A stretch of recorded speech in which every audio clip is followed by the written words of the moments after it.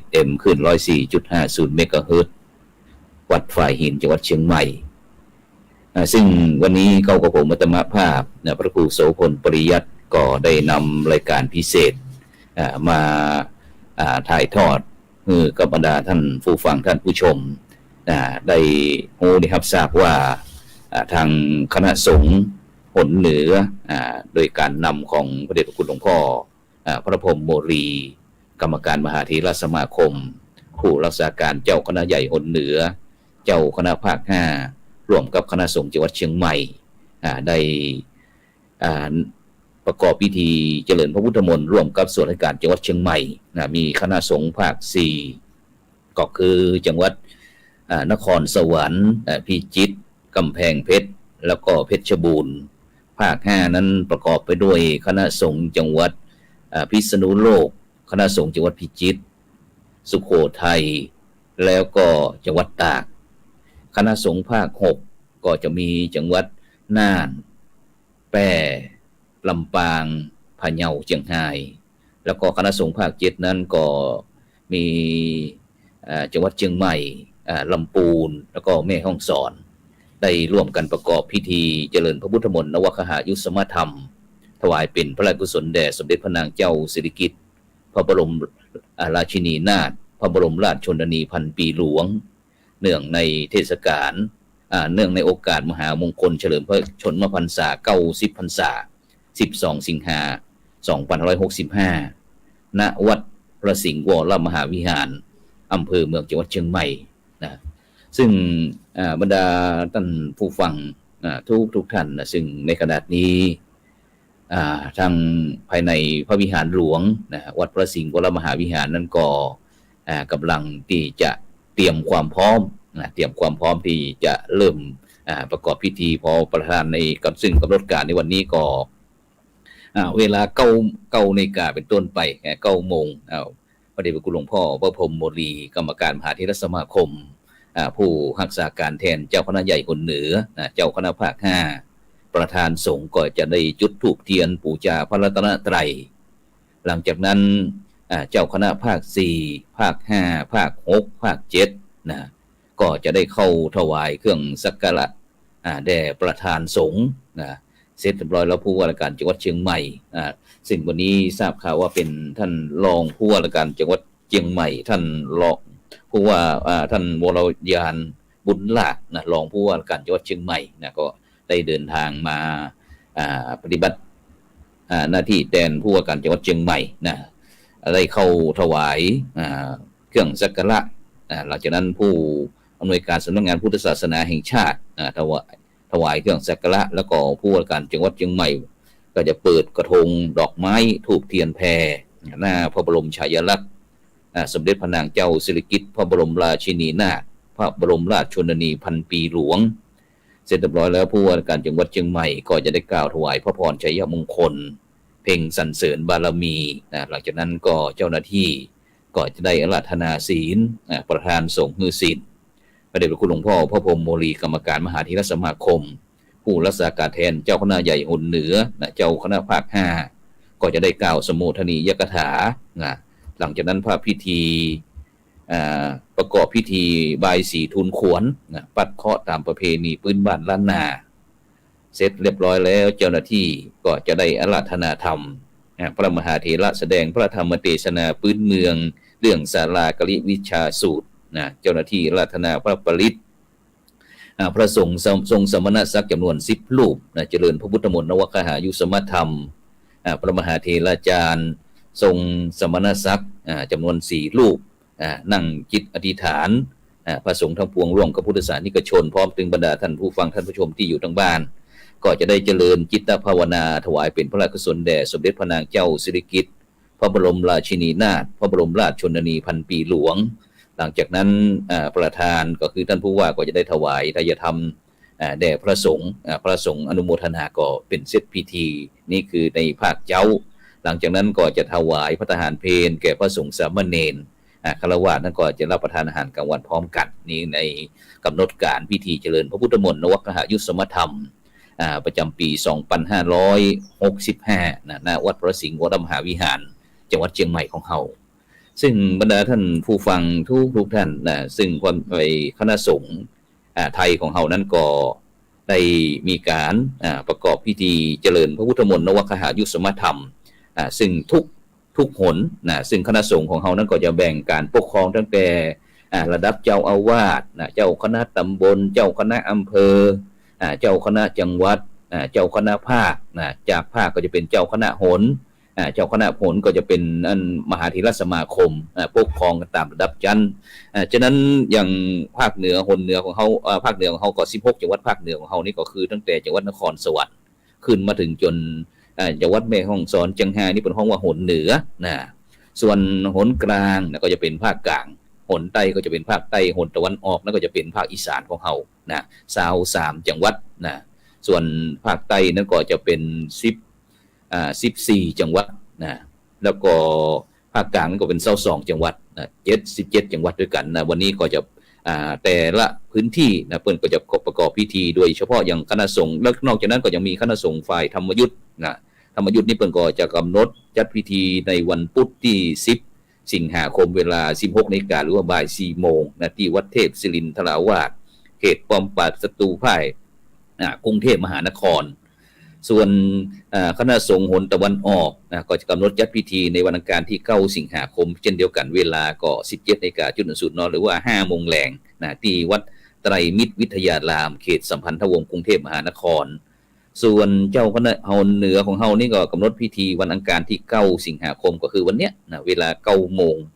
ณพระวิหารหลวงวัดพระสิงห์วรมหาวิหารอำเภอเมืองจังหวัดเชียงใหม่ส่วนหนใต้หนใต้นี่ก็คือภาคใต้ในวันที่10สิงหาคมเช่นเดียวกันเวลาก็ 13:00 นหรือว่าบ่ายโมงณวัดกระพังสุรินทร์อำเภอเมือง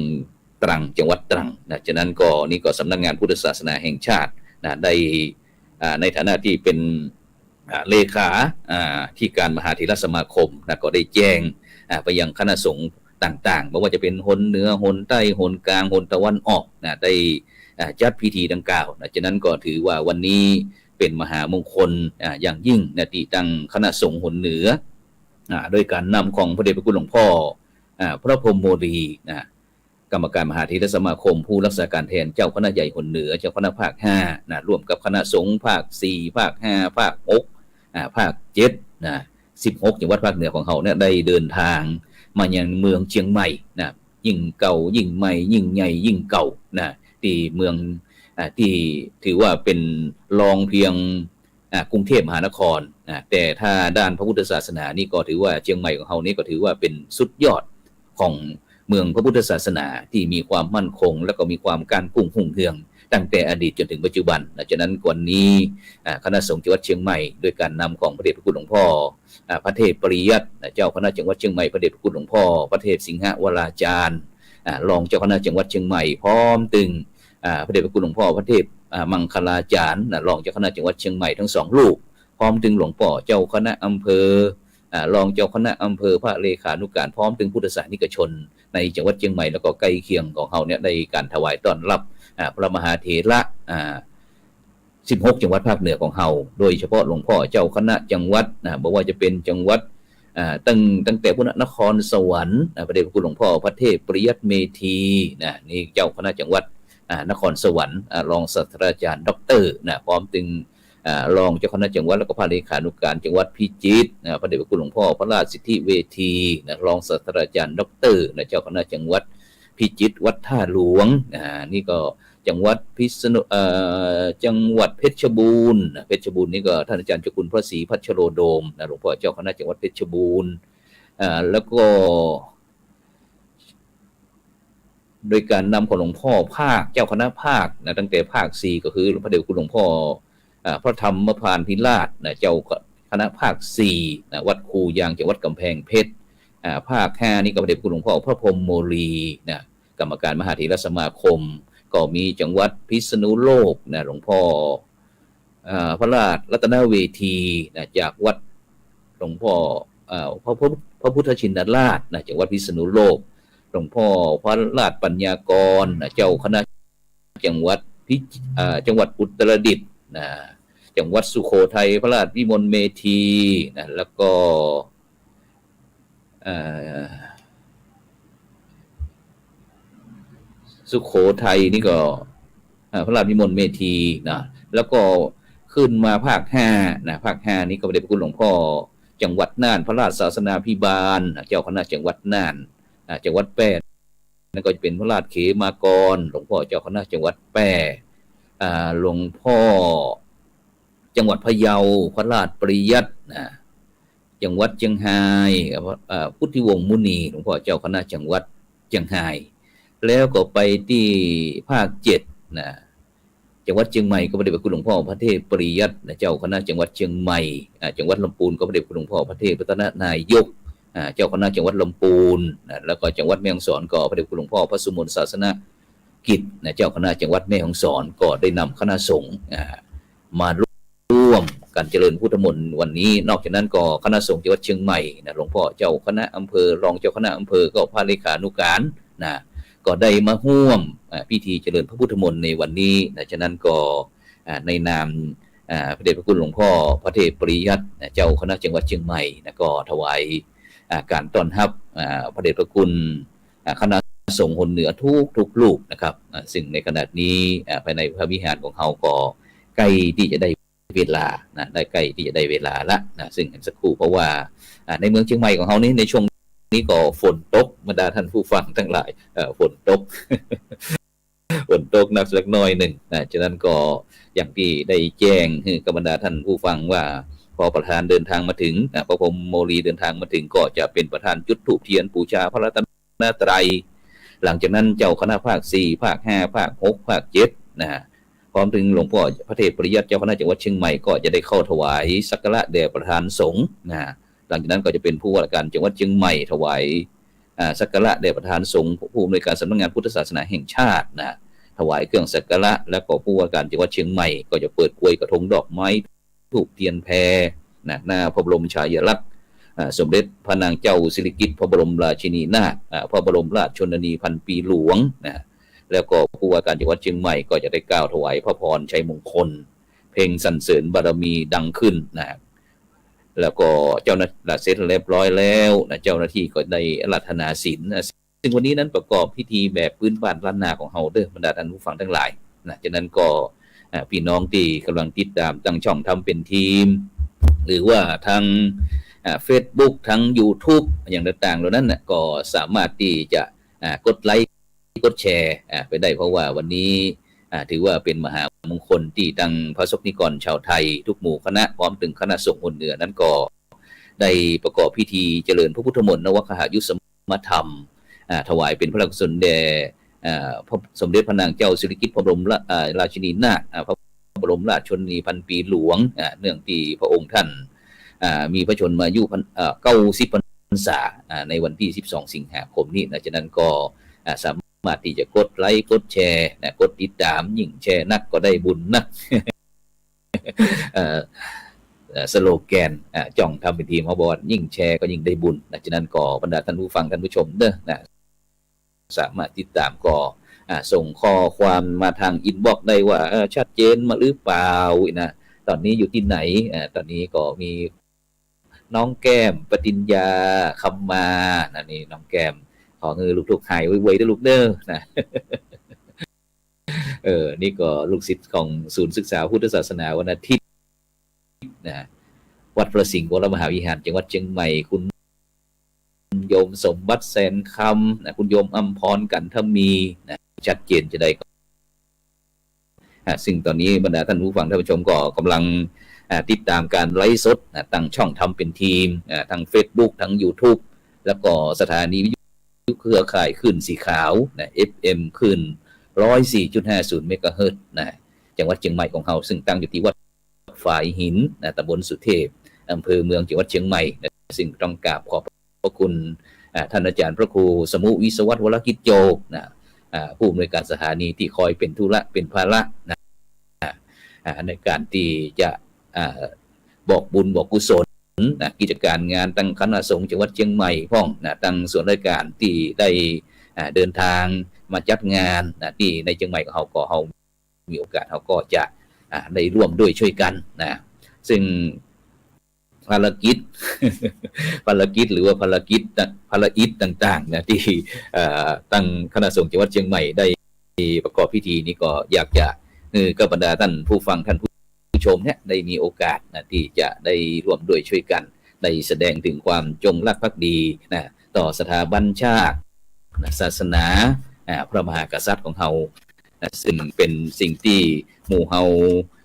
มีความเคารพเชื่อถือนะโดยมีศรัทธาความดีต่างๆซึ่งเราท่านทั้งหลายคงจะได้มีโอกาสนะได้ยินพระคุณเจ้าได้สวดเสวนาสิ่งที่เป็นมงคลสิ่งที่เป็นมงคล38เนาะความเชื่อเคารพนับถือเชื่อถือนี่ก็เป็นเครื่องมือของคนดีซึ่งคำว่าเคารพเนี่ยบรรดาท่านผู้ฟังทั้งหลายมาจากคำภาษาบาลีว่าคารวะนะคำคารวะซึ่งหมายความว่าธรรมของนักคือเป็นเบาซึ่งผู้โดยเฉพาะผู้ที่มีพระคุณเพราะว่าจะเป็นบิดามารดาเป็นพ่อเป็นแม่นะถ้าเป็นลูกเป็นลูกบ่าวลูกสาวเป็นบุตรเป็นธิดาก็มีการล่วงเกินโดยการกำอูเป็นต้นย่อมได้โทษนักในภพหน้าหรือว่าแม้แต่ผู้มีพระคุณก็เช่นเดียวกันจะต้องมีความเคารพเชื่อฟังตั้งอยู่ในคำสอนที่ดีของท่านโทษนักก็จะบ่เกิดขึ้นอย่างที่สมเด็จพระนางเจ้าสิริกิติ์พระบรมราชินีนาถพระบรมราชชนนีพันปีหลวงนี่ก็เช่นเดียวกันบรรดาท่านผู้ฟังทั้งหลายนี่พระองค์ท่านก็ถือว่าเป็นแม่แห่งชาติซึ่งทุกปีที่พระสงฆ์นิกรชาวไทยทุกหมู่เหล่าพร้อมถึงคณะสงฆ์แห่งประเทศไทยของเราก็มักจะประกอบพิธีอันเป็นมงคลถวายแก่พระองค์ท่านเพื่อที่จะให้เป็นล่มโพใบใหญ่ล่มไซใบหนาปกเก้าปกกระหม่อมพระสงฆ์นิกรชาวไทยของเราเนี่ยได้อยู่เย็นเป็นสุขคาดแคล้วจากโรคภัยไข้เจ็บต่างๆเนี่ยตอนเนี้ยซึ่งถือว่าเป็นสิ่งที่หมู่เราจะควรทำเพราะว่าทุกคนมันมีหน้าที่หน้านอกบอกความงามหน้าในบอกความดีหน้าที่บอกความเสียสละจะได้ตัดเสียงเข้าไปที่พระวิหารหลวงรอสักครู่หนึ่งฉะนั้นก็บรรดาท่านผู้ฟังท่านผู้ชมอย่าลืมเด้อกดไลค์กดแชร์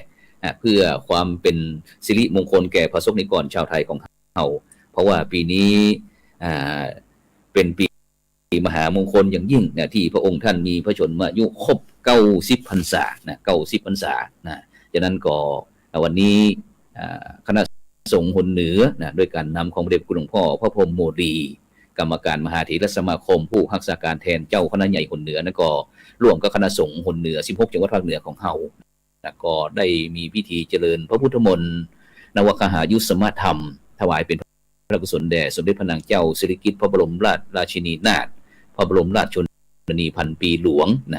เนื่องในโอกาสวันมหามงคลเฉลิมพระชนมพรรษา90พรรษา12สิงหาคม2565ที่กำลังจะถึงเนี้ยแต่วันนี้เป็นวันที่อังคารที่9สิงหาคมพุทธศักราช2565ณพระวิหารหลวงวัดพระสิงห์วรมหาวิหารจังหวัดเชียงใหม่ฉะนั้นก็บรรดาท่านผู้ฟังท่านผู้ชมก็สามารถที่เพราะว่าวันนี้เชียงใหม่ของเรานั้นก็ข้างไปด้วยฝนตก วันนี้ฝนตกวันนี้ฝนตกคงจะนักหนาป้าป้านเช่นเดียวกันนักหนาป้าป้านเพราะฉะนั้นก็บรรดาท่านผู้ฟังก็อยู่ที่บ้านเขาก็สามารถที่จะเปิดถ้าเขามีมือถือก็ไปที่เฟซทำเป็นทีมหรือว่าเฟซ IDTO หรือว่าถ้า Facebook ก็โสพลปริยัติโสพลปริยัตินอกจากนั้นก็เป็นสถานี FM คลื่น 104.50 เมกะเฮิรตซ์ซึ่งวันนี้บรรดาท่านผู้ฟังที่ส่งข้อความอินบ็อกซ์ชัดเจนจังใดก็ช่วยเป็นธุระเป็นภาระส่งข้อความมาสนทนากับผู้ดำเนินรายการด้วยเพราะว่าวันนี้เป็นปีมหามงคลในเป็นรายการพิเศษที่พิธีเจริญพระพุทธมนต์นวคหายุสมธรรมณพระวิหารหลวงวัดพระสิงห์วรมหาวิหารอำเภอเมืองจังหวัดเชียงใหม่ซึ่งในขณะนี้เจ้าคณะพระสังฆาธิการนั้นก็รอความพร้อมรอความพร้อมเกี่ยวกับที่ภายในพระวิหารหลวงของเฮาพร้อมก็จะได้ขยายจอขึ้น ซึ่งในขณะนี้ภายในพระวิหารหลวงพระเดชพระคุณพระพรหมโมลีประธานในพิธีก็เดินทางเข้ามายังภายในพระวิหารหลวงฉะนั้นเขาก็จะตัดเสียงไปที่พระวิหารหลวงต่อไปจะให้มีการถ่ายทอด Facebook ไลฟ์สดนะครับผ่านเพจ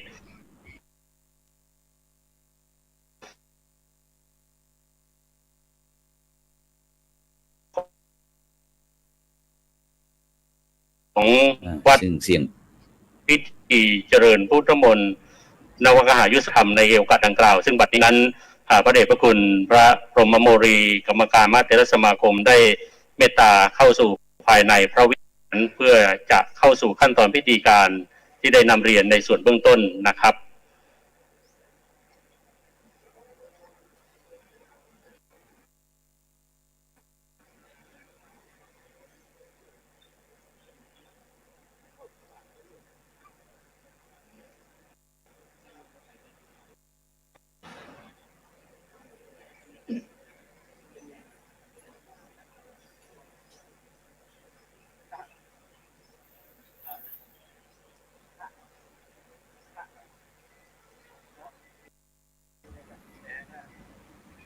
ซึ่ง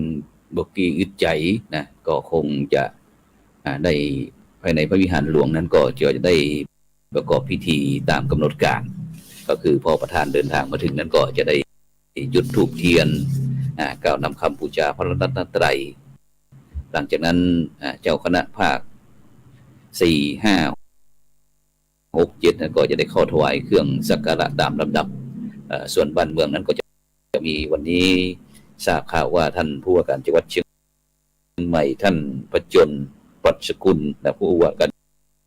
จังหวัดเชียงใหม่คงจะติดภารกิจที่งานสำคัญการแดนสมธรรมณพระวิหารหลวงวัดพระสิงห์วรมหาวิหาร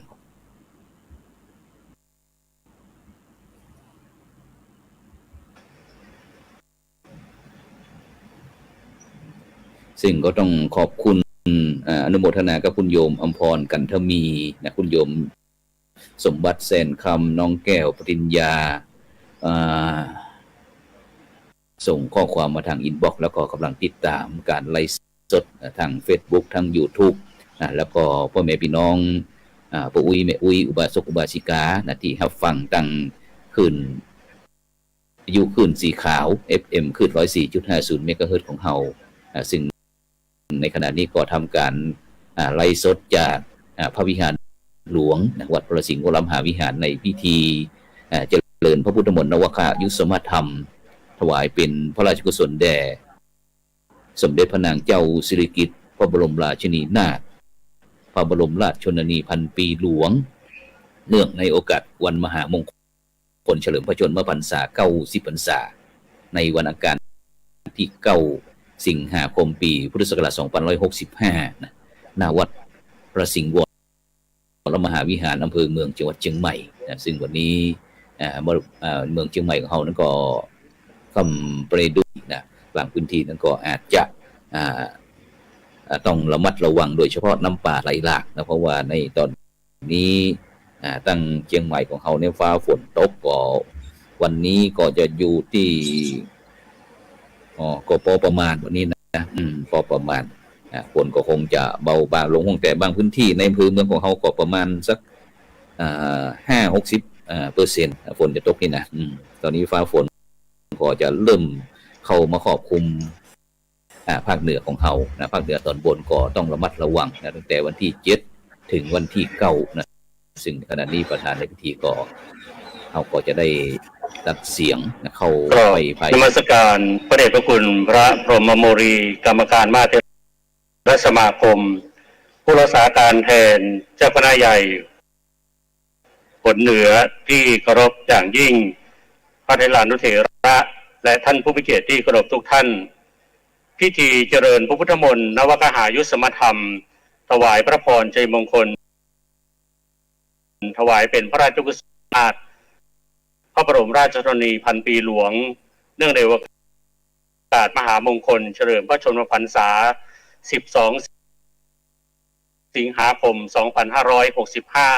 2565 ซึ่งคณะสงฆ์หนเหนือได้กำหนดจัดพิธีในวันอังคารที่เวลา 9 นาฬิกาอำเภอเมืองเชียงใหม่จังหวัดเชียงใหม่ซึ่งในการนี้กล้าวกับผมนายสุริยาสุตโธเจ้าหน้าที่สำนักงานพระพุทธศาสนาแห่งชาติขออนุญาตเข้าสู่ขั้นตอนพิธีการโดยลำดับบัดนี้การอันควรแล้วขอกราบพระรัตนานำบูชาพระรัตนตรัยขอกราบพระรัตนาด้วยความเคารพอย่างยิ่ง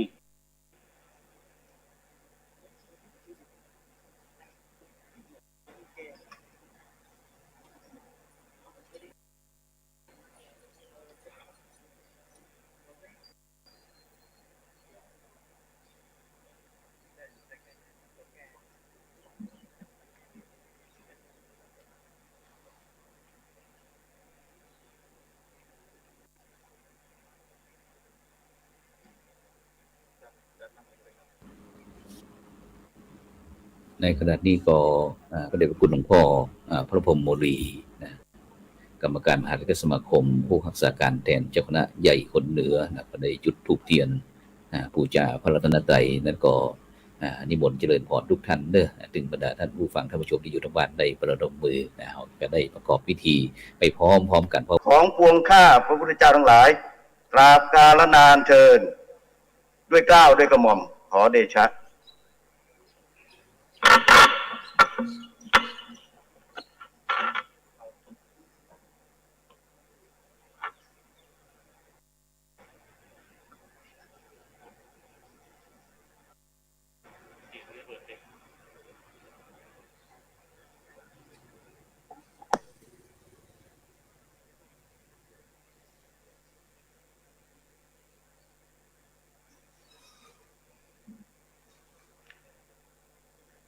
หลังจากที่ท่าน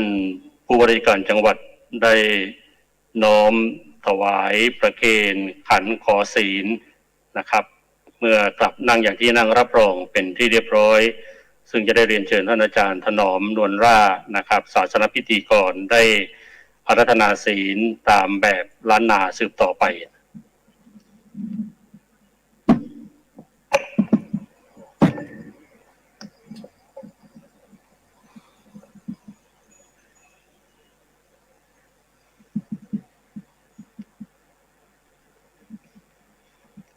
มายังพันเต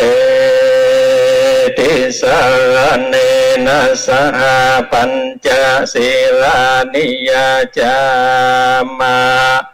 ตุติยัมปิมายังพันเตติสารเนนะสหปัญจศีลานิยาจา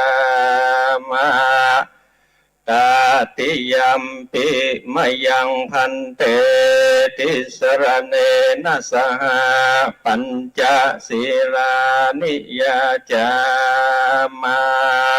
นะโมตัสสะภะคะวะโตอะระหะโตสัมมาสัมพุทธัสสะนะโมตัสสะภะคะวะโตอะระหะโตสัมมาสัมพุทธัสสะนะโมตัสสะภะคะวะโตอะระหะโตสัมมาสัมพุทธัสสะนะโมตัสสะภะคะวะโตอะระหะโต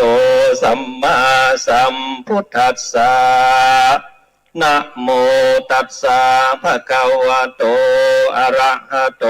สัมมาสัมพุทธัสสะนะโม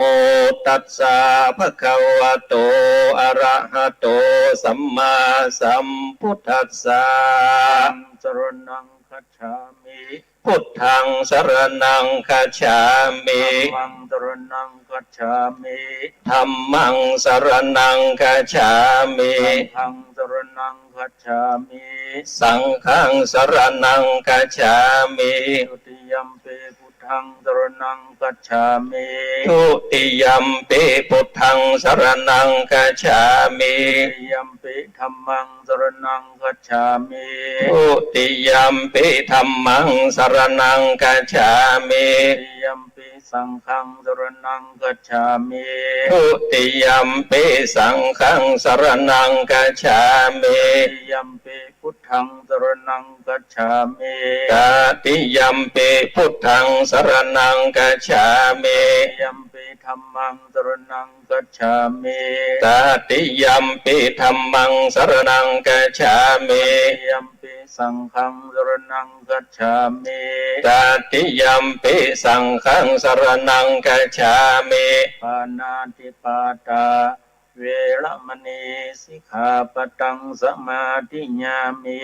ปานาติปาตาเวรมณีสิกขาปะทังสมาธิยามิ ปฏินนาดานาเวรมณีสิกขาปะตังสมาธิญามิ อาทินนาทานาเวรมณีสิกขาปะทังสมาธิยามิ กาเมสุวิชาจาราเวรมณีสิกขาปะตังสมาธิญามิ กาเมสุมิชาจาราเวรมณีสิกขาปะทังสมาธิยามิ มุสาวาตาเวรมณีสิกขาปะตังสมาธิญามิ มุสาวาตาเวรมณีสิกขาปะทังสมาธิยามิ สุราเมรยะมัจจปมาตฐานาเวรมณีสิกขาปะตังสมาธิญามิ สุราเมรยมัจจปมาทฐานาเวรมณีสิกขาปะทังสมาธิยามิ มานิปัญจสิกขาปทานิสีเลนะสุปฏิญญันติสีเลนะโภคสัมปตาสีเลนะนิพุติญญันติทัสสมาสีลังวิโสทะเย สาธุสาธุสาธุ ครับในลำดับนี้ขอเมตตาพระเดชพระคุณพระพรหมโมรีนะครับกรรมการมาตรสมาคมผู้รักษาการแทนเจ้าคณะใหญ่คนเหนือได้เมตตาในการกล่าวสัมโมทนีกถาเป็นลำดับสืบต่อไป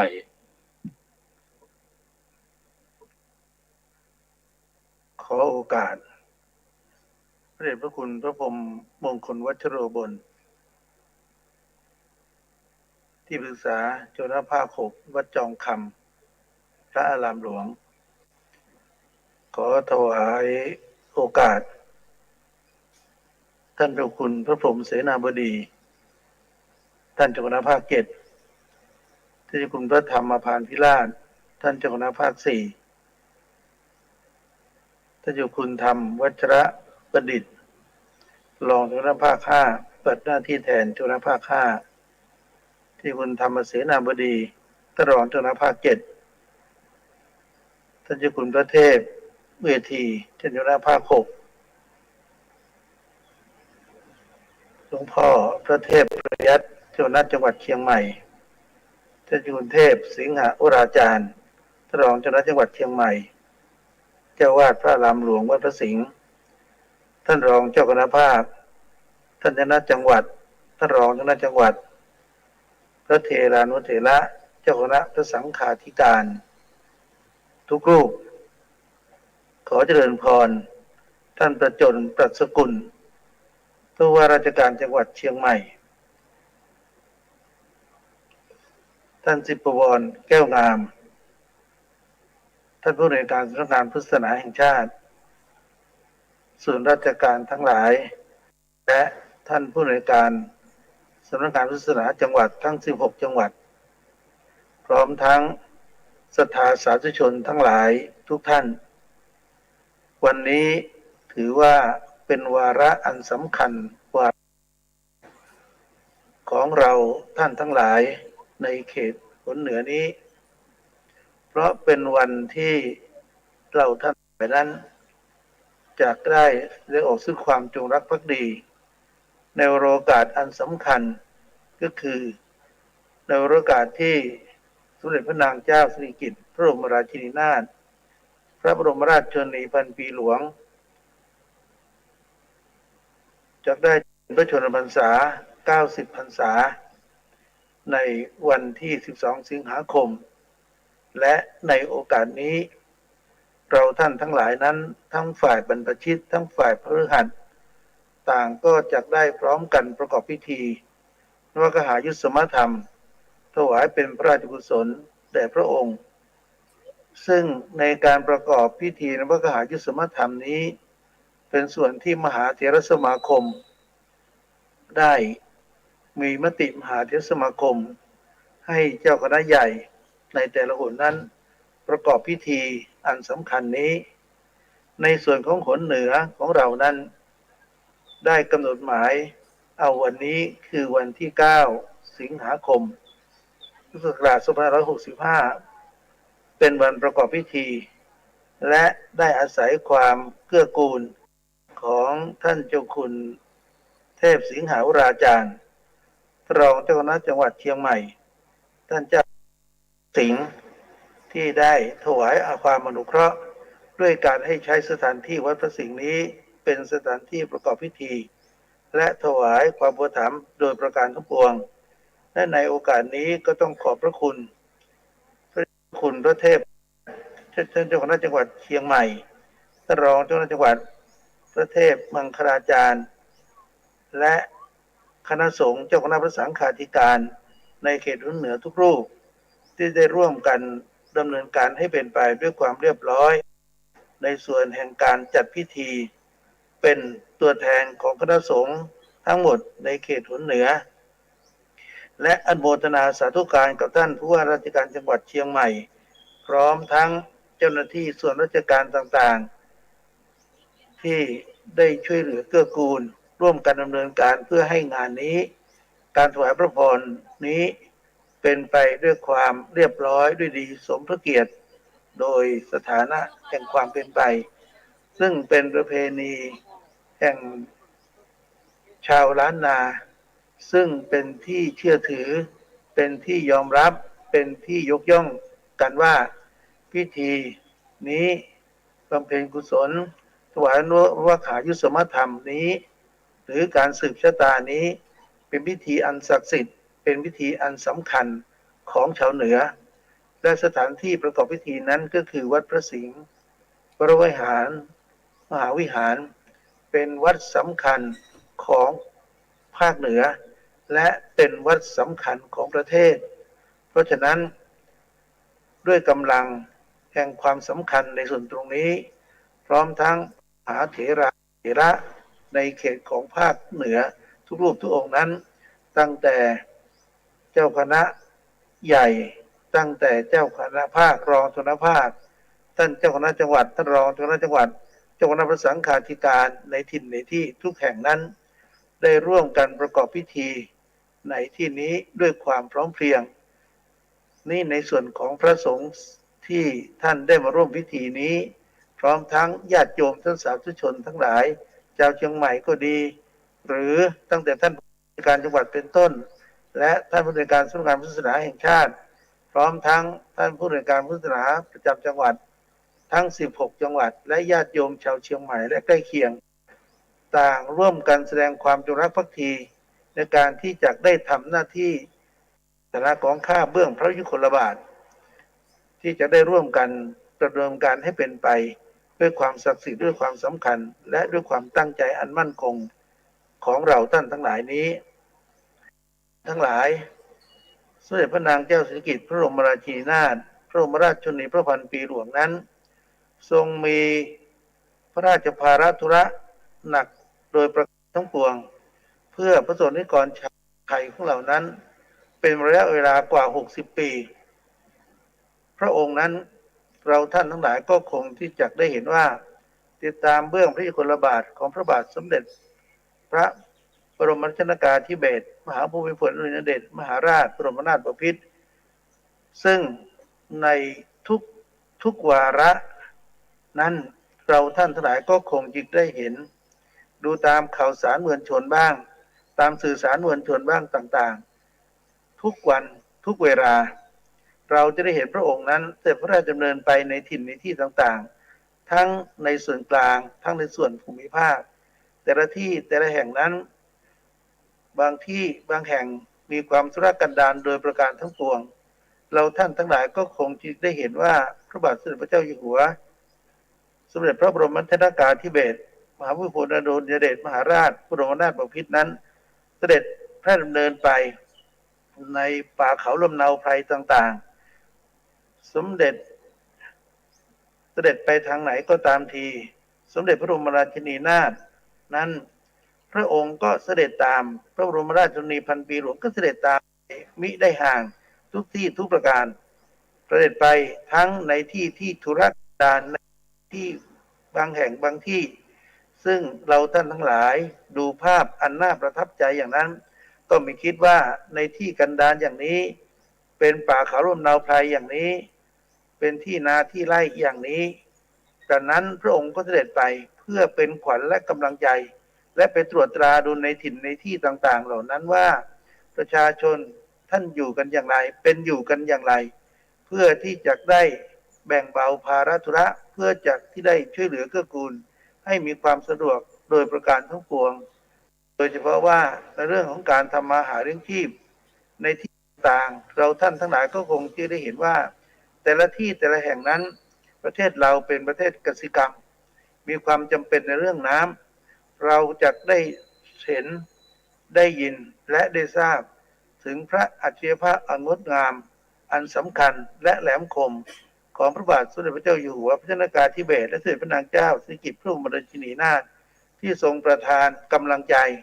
ประทานความคิดเห็นในถิ่นในที่ต่างๆอย่างเช่นว่าสถานที่อันเป็นเขื่อนสร้างเขื่อนนั้นด้วยสายตาแห่งชาวบ้านด้วยสายตาแห่งเราท่านทั้งหลายนั้นไม่รู้ไม่ทราบหรอกว่าสถานที่นี้น่าจะเป็นสถานที่กักเก็บน้ำเพื่อประโยชน์เกื้อกูลอย่างสำคัญในทำการเกษตรกรรมได้เราท่านทั้งหลายมองไม่เห็นแต่สายพระเนตรอันแหลมคมและอันยาวไกลของพระบาทสมเด็จพระเจ้าอยู่หัวและสมเด็จพระนางเจ้าสิริกิติ์พระบรมราชินีนาถทรงมองเห็นว่าที่นั่นตรงนี้ตรงโน้นน่าจะสร้างเขื่อนเมื่อสร้างเขื่อนขึ้นมาแล้วก็จะเป็นประโยชน์เกื้อกูลอย่างสำคัญต่อการพัฒนาประเทศเพราะฉะนั้นเขื่อนต่างๆที่มีอยู่ในประเทศไทยนี้เป็นพระราชดำริของพระบาทสมเด็จพระเจ้าอยู่หัวพระชนกาธิเบศรและสมเด็จพระนางเจ้าสิริกิติ์พระบรมราชินีนาถโดยประการทั้งปวงเพื่อป้องกันน้ำท่วมด้วยป้องกันการขาดแคลนน้ำซึ่งเป็นเมืองเกษตรกรรมที่มีความจำเป็นต้องอาศัยน้ำเป็นพื้นฐานอย่างสำคัญความเป็นไปตรงนี้เป็นสิ่งที่เราท่านทั้งหลายได้มองเห็นนอกจากนั้นเราท่านทั้งหลายก็จะได้ยินโครงการอันเนื่องมาจากพระราชดำริ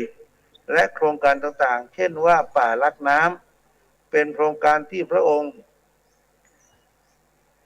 ได้ดำเนินการให้เป็นไปเพื่อให้มีป่าด้วยเพื่อมีน้ำด้วยมีน้ำอย่างเดียวนั้นก็น่าที่ต้องมีต้นไม้ใบหญ้าต้องมีป่าเพื่อช่วยกันรักษาสถานะสภาพเป็นความเป็นธรรมชาติและของภูมิภาคโครงการน้ำซึ่งท่านทั้งหลายก็คงที่จะได้รับทราบและชื่นชมพระบารมีแห่งความเป็นไปตรงนี้เป็นอัจฉริยภาพสำคัญที่เราท่านทั้งหลายเห็นของพระชนกาธิเบศรและสมเด็จพระบรมราชินีนาถพระองค์นี้นั้นได้เสด็จไปในถิ่นในที่ต่างๆทรงชี้แนะทรงให้ข้อคิดเห็นประทานความคิดเห็นนำในส่วนต่างๆไม่ว่าในเรื่องของการจัดทำเขื่อนไม่ว่าจากการในเรื่องของการกระทำเกษตรกรรมพื้นที่ตรงนี้ควรจะทำอย่างนั้นพื้นที่ตรงนั้นควรจะทำอย่างนี้มีโรงการพระราชดำริทั่วประเทศนั้นไม่เหมือนกันเพียงแต่ว่าในถิ่นในที่ใดมีความเหมาะสมที่จะทำในเรื่องใดก็ทรงพระราชทานพระราชดำริในส่วนนั้นเพื่อประโยชน์เกื้อกูลอันสำคัญต่ออาชีพและความเป็นไปของประชากรต่างๆในถิ่นในที่นั้นส่วนนี้เป็นส่วนที่เราท่านทั้งหลายรับทราบกันอยู่โดยประการทั้งปวงและในส่วนของการอนุรักษ์ศิลปวัฒนธรรมประเพณีต่างๆนั้นก็ทรง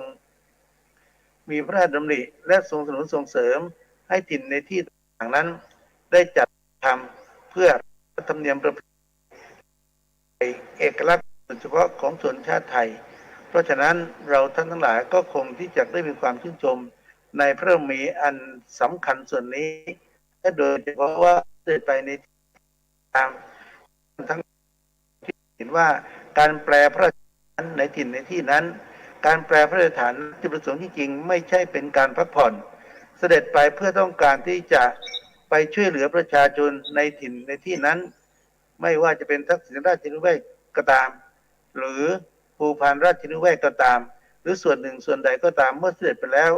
ก็ทรงราชภาระธุระในการปฏิบัติงานปฏิบัติหน้าที่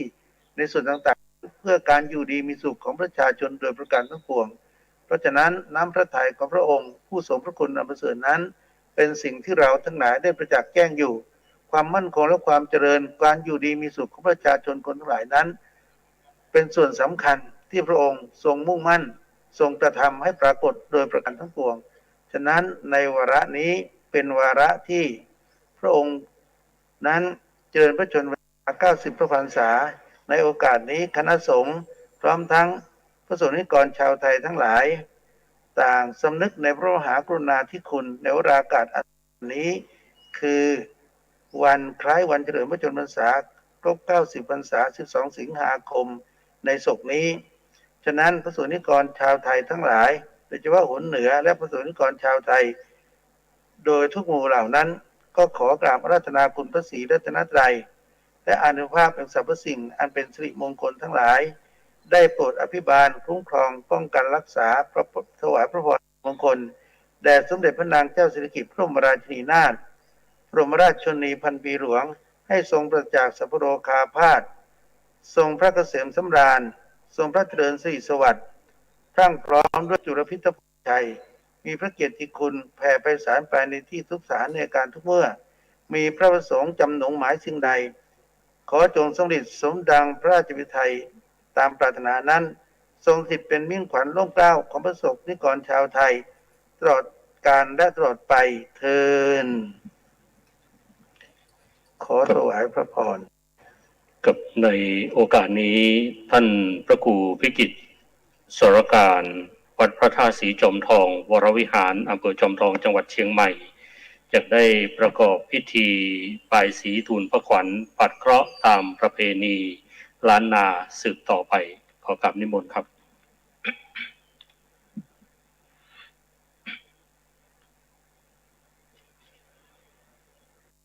ทูลพระขวัญเจืองเจ้าพระพั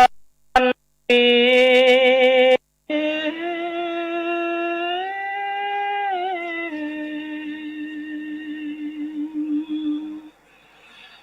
มรมราชชนนานี้จอมลา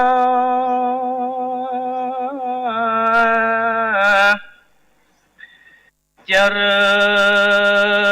ญมาโยสี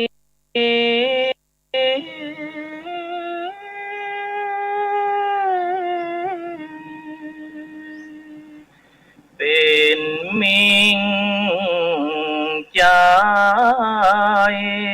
เนอ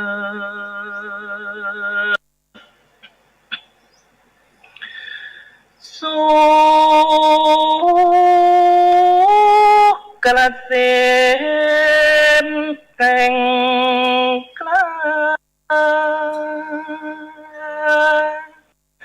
ทรงพระเจริญเถิด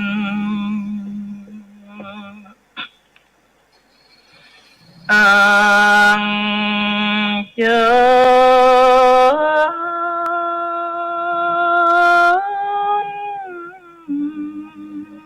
คุณยอ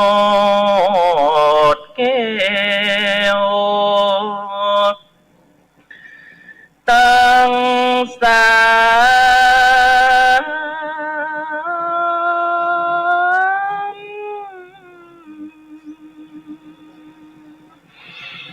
พระสิ่งเรื่องงามโลกไว้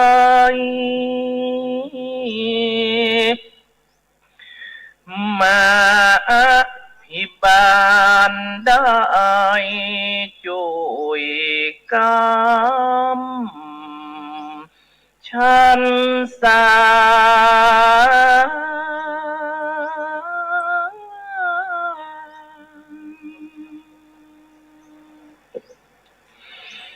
ราชนนมายุร้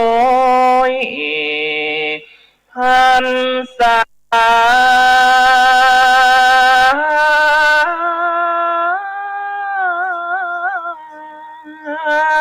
พระวันนะสุภาบทสาวมีพระเกษมสำราญร้อยเท่ามีพระพละยิ่งจำเริญเถิดสาลี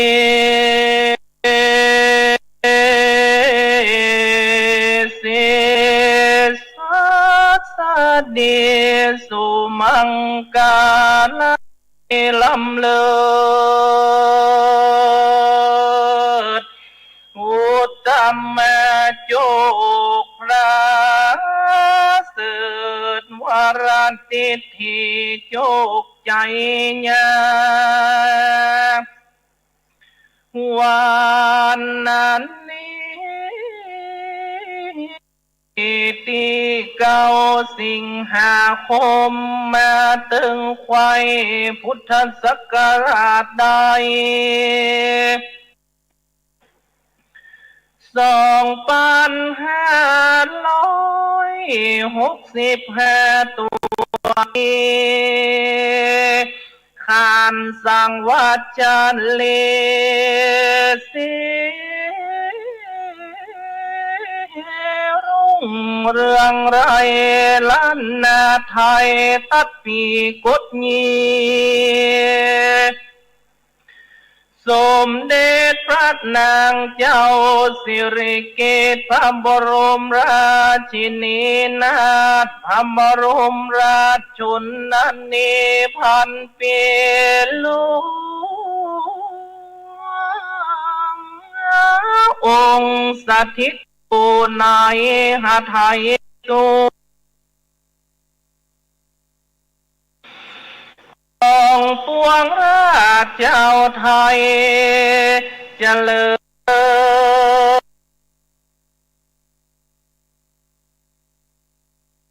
สาม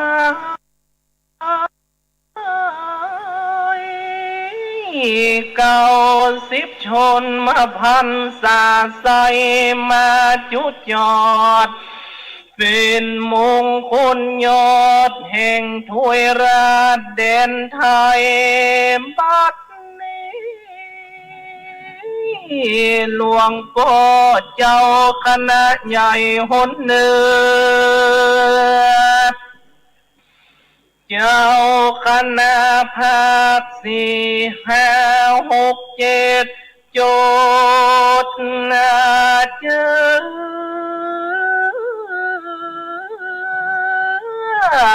มากมายเหลือนับขนานา16 จังหวัดมาทุกที่ประสบนิกรเจ้าเชียงใหม่มีหาไทยกี่ยินดีจริงพร้อมการจะแต่งบายสี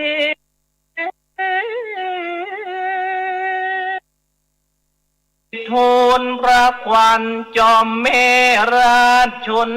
นีเลิศลา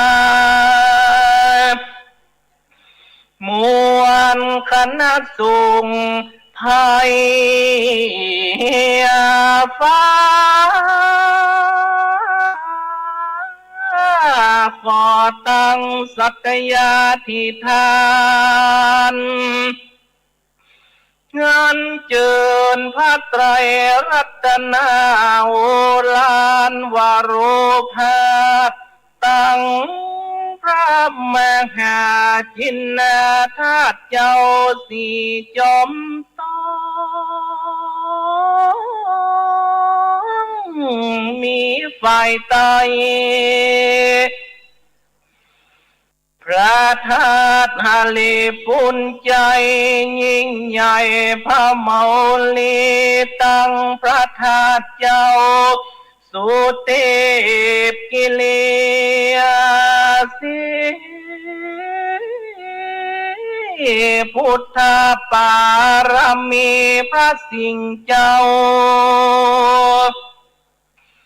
แห่งเมืองนุพบุรีมากำจัดพระขอเหินนี้จากองค์พระเมตเจ้า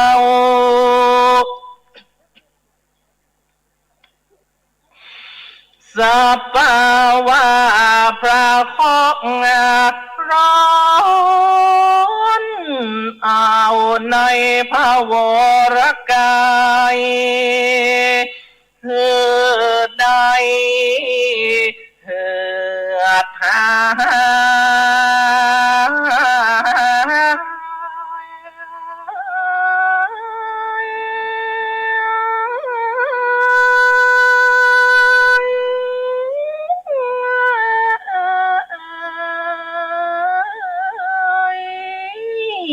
กระขา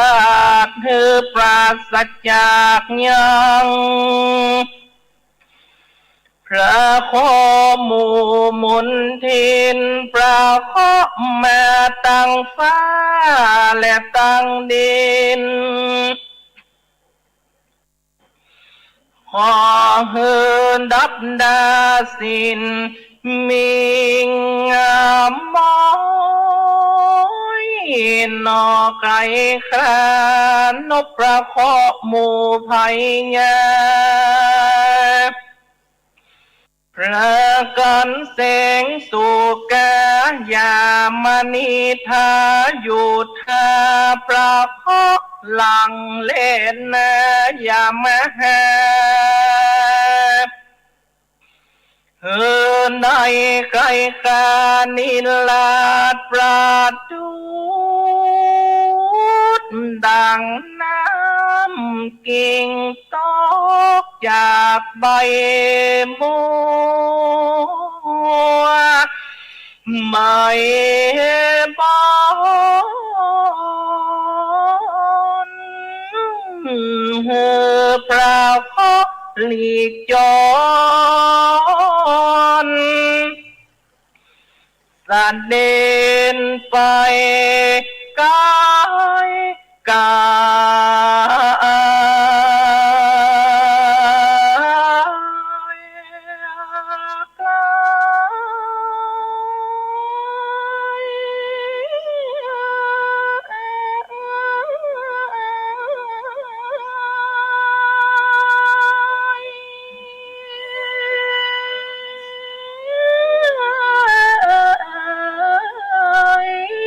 ยกจากพระว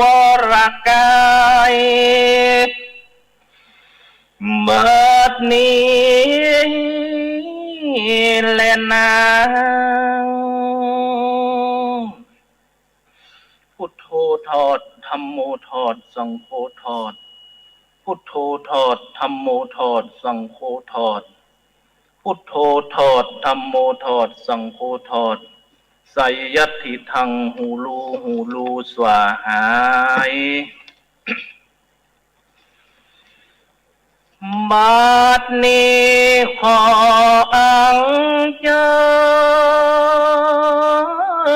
ญ32 ภาคว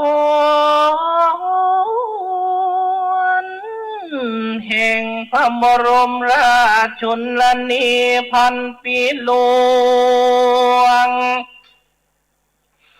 จอมนาฏเมนว่า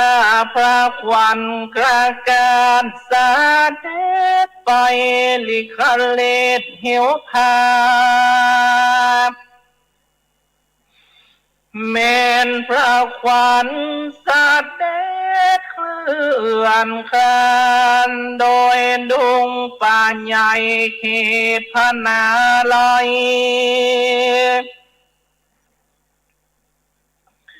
คุณไรเมนพระควันสันเดชไปไต่ลมไม้ป่าดอนดินพระควันนาวินวาดภาวาสะดุง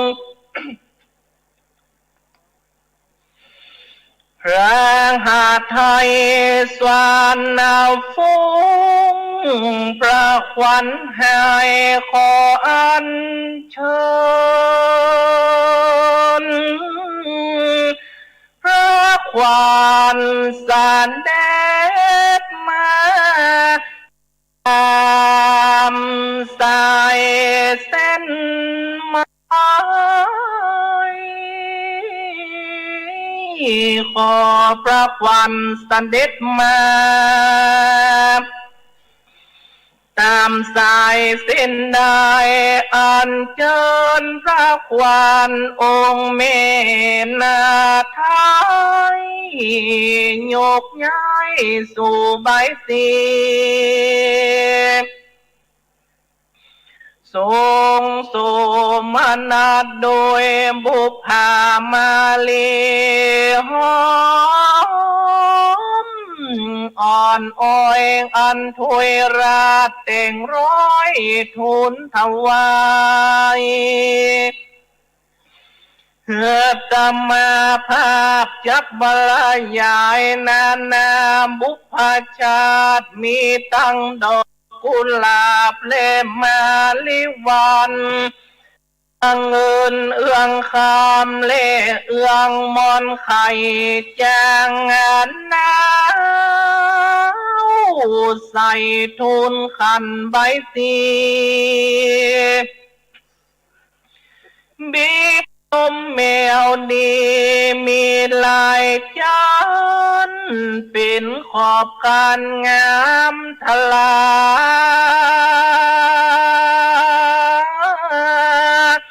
ขอ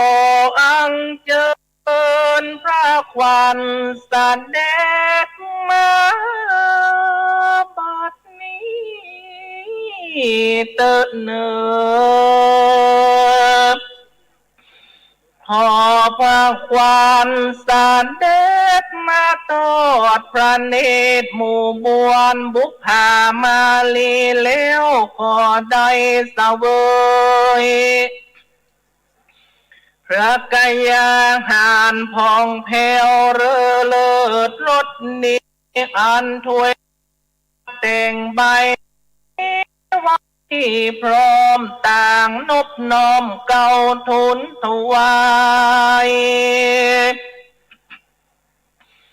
ขอสมเด็จพระเมฟ้าเจ้าสุขเศร้าขอพระองค์เจืองเจ้า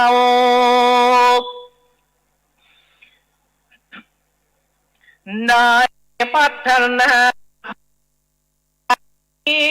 ชนนามายุยื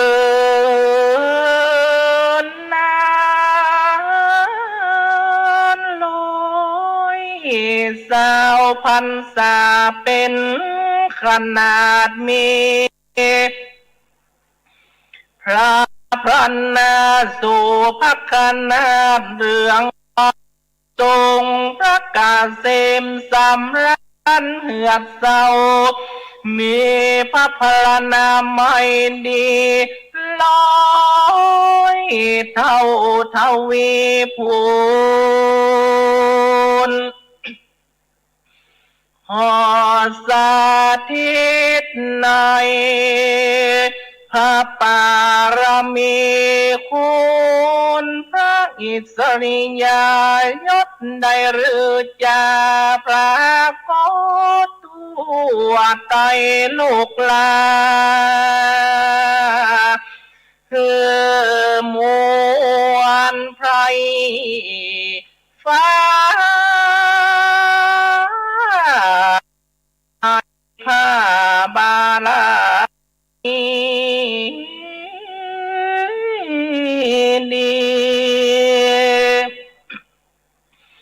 เป็นสวัสดีสี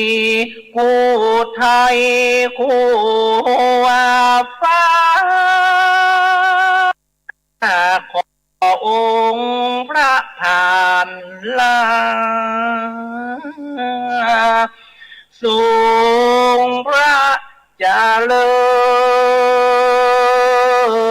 ญเถิดใจยตุภวังใจยมังคลังใจยโสติภวตุโวขอถวายพระพรสาธุกับสัพพสิทธิสัพพสิทธิปรมราชชนิยานะครับท่านพิจิตรสรการวัดพระธาตุศรีจอมทองวรวิหารได้ประกอบพิธีบายศรีก่อนเป็นที่เรียบร้อยขอเชิญท่านผู้ว่าราชการจังหวัดเชียงใหม่นะครับท่านจนได้เกียรติในการถวายไทยธรรมพระสงฆ์ประกอบพิธีบายศรีทุกขวัญขอได้เชิญครับ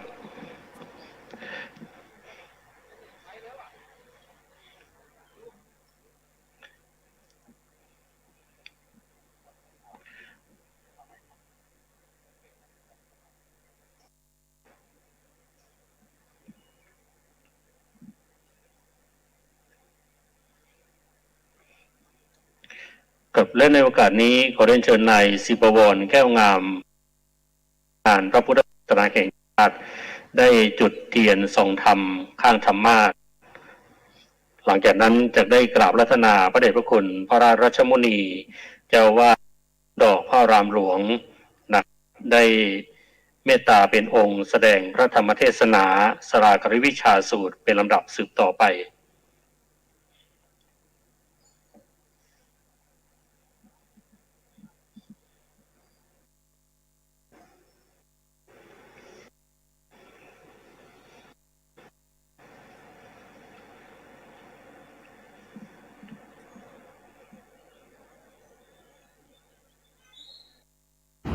ซึ่งในขณะนี้บรรดาท่านผู้ฟังท่านผู้ชมก็กำลังติดตามการไลฟ์สดพิธีเจริญพระพุทธมนต์และพระมุสมธรรมหลายเปลี่ยนหลายสิ่งหลังจากที่นายศิบวรแก้วงามผู้อำนวยการสำนักงานพระพุทธพระบรมราชชนนีพันปีหลวงเนื่องในโอกาสมหามงคลเฉลิมพระชนมพรรษา90พรรษา12สิงหาคม2565ณพระวิหารหลวงวัดพระสิงห์วรมหาวิหารอำเภอเมืองจังหวัดเชียงใหม่ซึ่งในขณะนี้ท่านศิษย์บวรแก้วงาม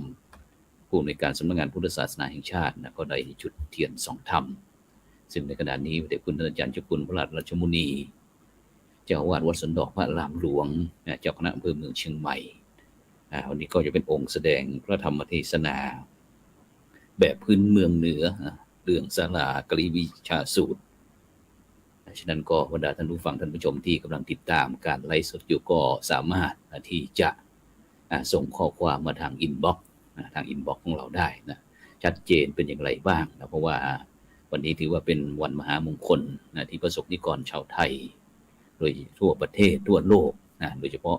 ภาคเหนือของเรา16จังหวัดภาคเหนือนะก็โดยการนำของพระเดชพระคุณหลวงพ่อพระพรหมโมลีกรรมการมหาเถรสมาคมผู้รักษาการแทนเจ้าคณะใหญ่คนเหนือพร้อมทั้งคณะสงฆ์ภาค4ภาค5ภาค6ภาค7ตั้งแต่จังหวัดนครสวรรค์พิจิตรเพชรบูรณ์ตากกำแพงเพชรพิษณุโลกอุตรดิตถ์สุโขทัยน่านแพร่ลำปางพะเยาเชียงรายเชียงใหม่ ลำพูนแล้วก็จังหวัดแม่ฮ่องสอนนะก็หลวงพ่อเจ้าคณะจังหวัดรองเจ้าคณะจังหวัดพร้อมทั้งพระเลขาต่างๆเจ้าคณะพระสังฆาธิการคณะสงฆ์จังหวัดเชียงใหม่หลวงพ่อเจ้าคณะอำเภอทุกอำเภอหลวงพ่อรองเจ้าคณะอำเภอแล้วก็พระสังฆาธิการนะก็ได้มาร่วมประชุมกันที่พระวิหารหลวงวัดพระสิงห์บุรมหาวิหารนอกจากนั้นในเมตตาของพระเดชพระคุณหลวงพ่อพระพรหมมุนีนะก็ได้เมตตาให้คณะสงฆ์หนเหนือทุกวัดนะได้วิธีเจริญพระพุทธมนต์ร่วมกันนะฉะนั้นตอนนี้เราก็จะตัดเข้าไปสู่ในพระวิหารต่อไปโอสัมมาสัมพุทธัสสะ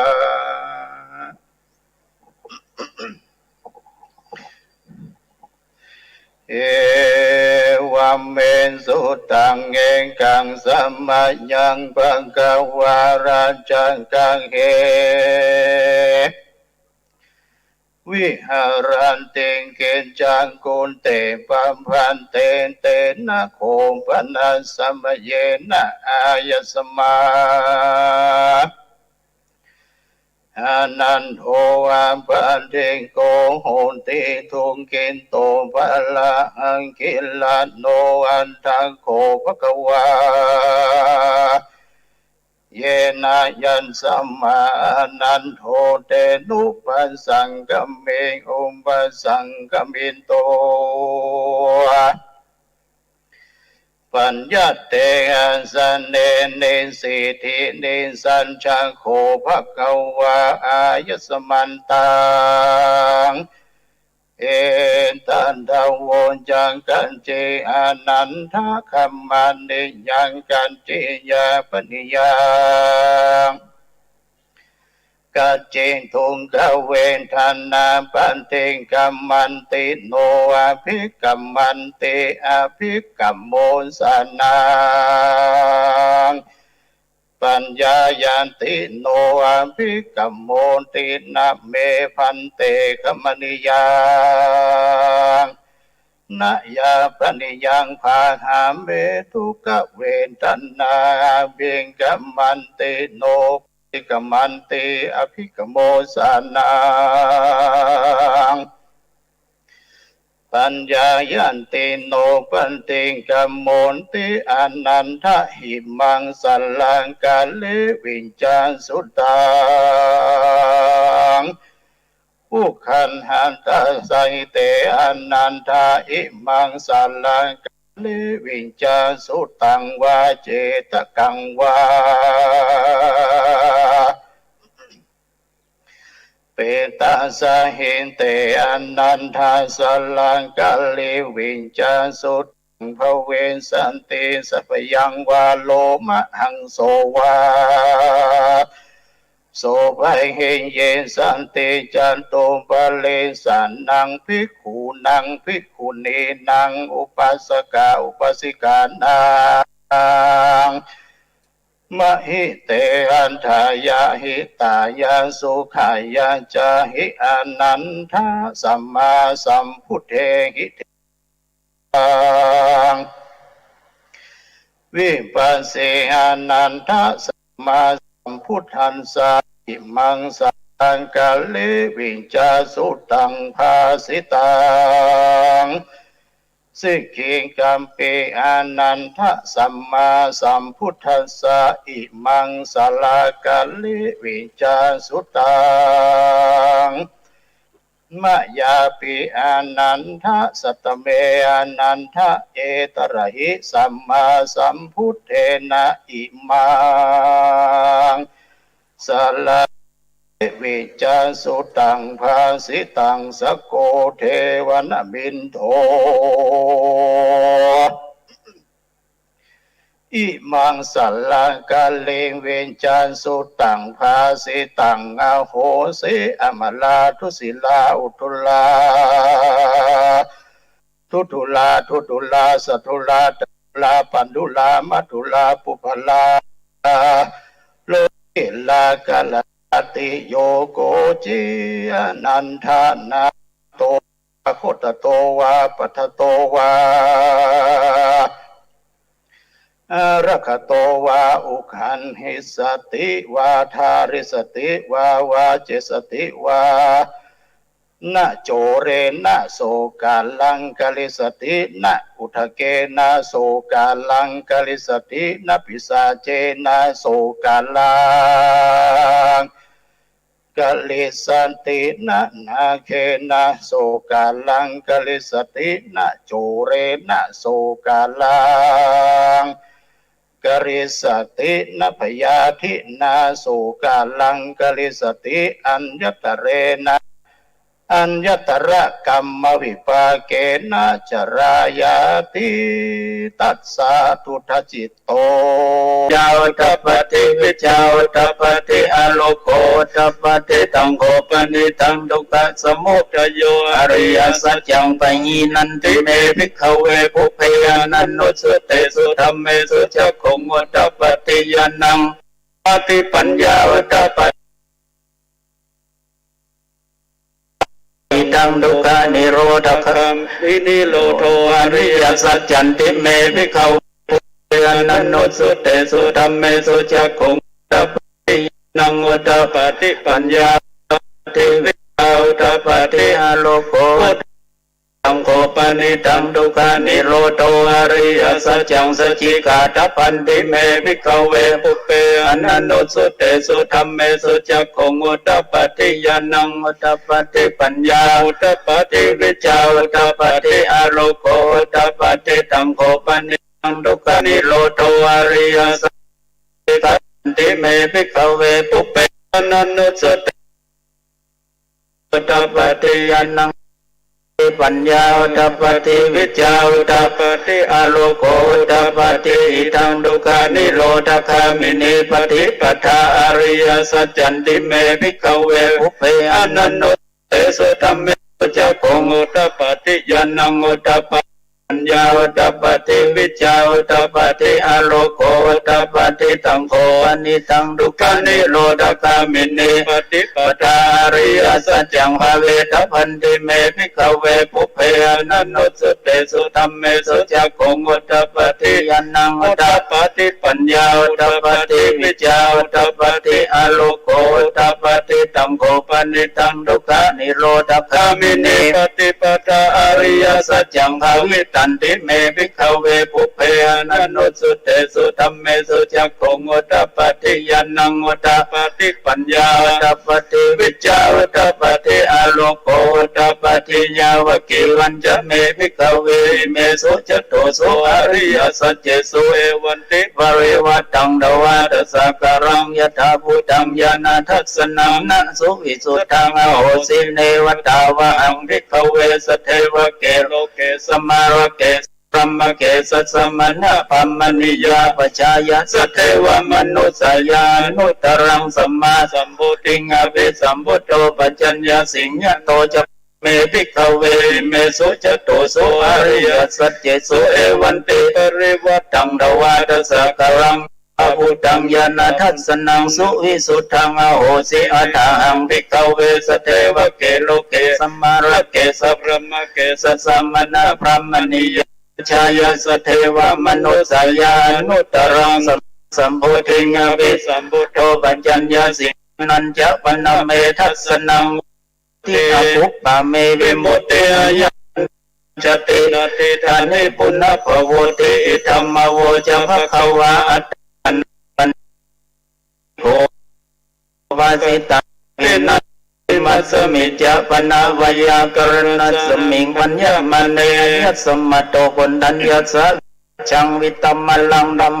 โอมุตตปฏิยังกินเจสมุทัยธรรมังสัพพันตังนิโรธธรรมันติปวัตติเตจะภควตาธรรมจักเกปุมาเรวะสธรรมนุสาเวสงเอตัมภควตาภราณสิยังอิสิปัตตเนมิกัตเยนุตรังธรรมจักตังภวัตติตังอปฏิวัติยังสมณเนนวะพรหมเนนวะเทเวนวะมาเรนวะพมุนวะเกนะจิวาโลกัสมินติ ตุมมนังเทวนังสัตตังสุตวะจะตุมมหาราชิกาเทวาสัทธมนุสาเวสงจะตุมมหาราชิกานังเทวนังสัตตังสุตวะตาวติงสาเทวาสัทธมนุสาเวสงตาวติงสานังเทวนังสัตตังสุตวะยามาเทวาสัทธมนุสาเวสงยามานังเทวนังสัตตังสุตวะทุสิตาเทวาสัทธมนุสาเวสงทุสิตานังเทวนังสัตตังสุตวะนิมานรติเทวาสัทธมนุสาเวสงนิมานรตินังเทวนังสัตตังสุตวะปรณิมตาวสวัตติเทวาสัทธมนุสาเวสงปรณิมิตาวสวัตติเทวนังสัตตังสุตวะธรรมกายิกาเทวาสัทธมนุสาเวสงเอตัมมะขวัตตาภรณะสิยังอิสิปัตกันเนมิขทาเยอนุตตรังธรรมจักกังปวัตติตังอปปติวัตติยังสมณเณนะวะพรหมเณนะวะเทเวนะวะเวนวะพมุนวะเกณจิวะโลกัสมินติติหเตนะคันเนนะเตนะโมเตนะยาวะพระมโลกัสโทวะภุคจิอายัญจะทัสสะสัสสิโลกทัตตุสังกัมปิสัมภกัมปิสัมภเวทิอัปปมโนจะโอราโรภะโสโลเกปตุระโหสิอติกัมเมวะเทวานังเดวานุภาวังอัตถโคปะคะวะอนังอุตาเนสีอัญญาสิวัตตโพปนัญโยอัญญาสิวัตตโพโยติอิติอิตังอัญญสมัตโตปนัญญสัญญาคนจัญโยตเววะนามังอโหสิติธรรมจักขปวัตตนะสุตตา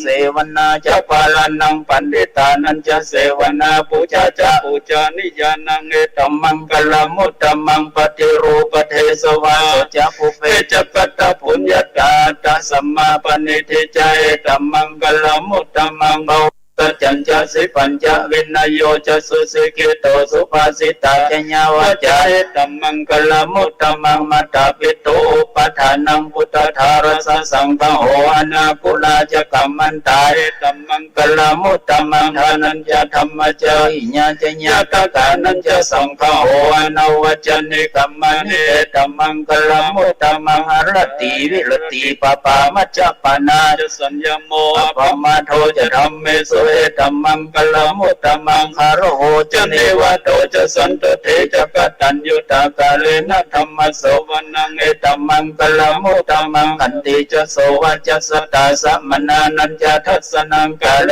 นะธรรมสักจจายเอตัมมังกลมุตตมังตโพจะพรหมจริยัญจะอริยสัจจะทัสนังนิพพานัสจิกิริยาจะเอตัมมังกลมุตตมังอุตสะโลกธรรมเมจิตังยัสสนะกัมปเทอโสกังวิราชังเขมังเอตัมมังกลมุตตมังเอ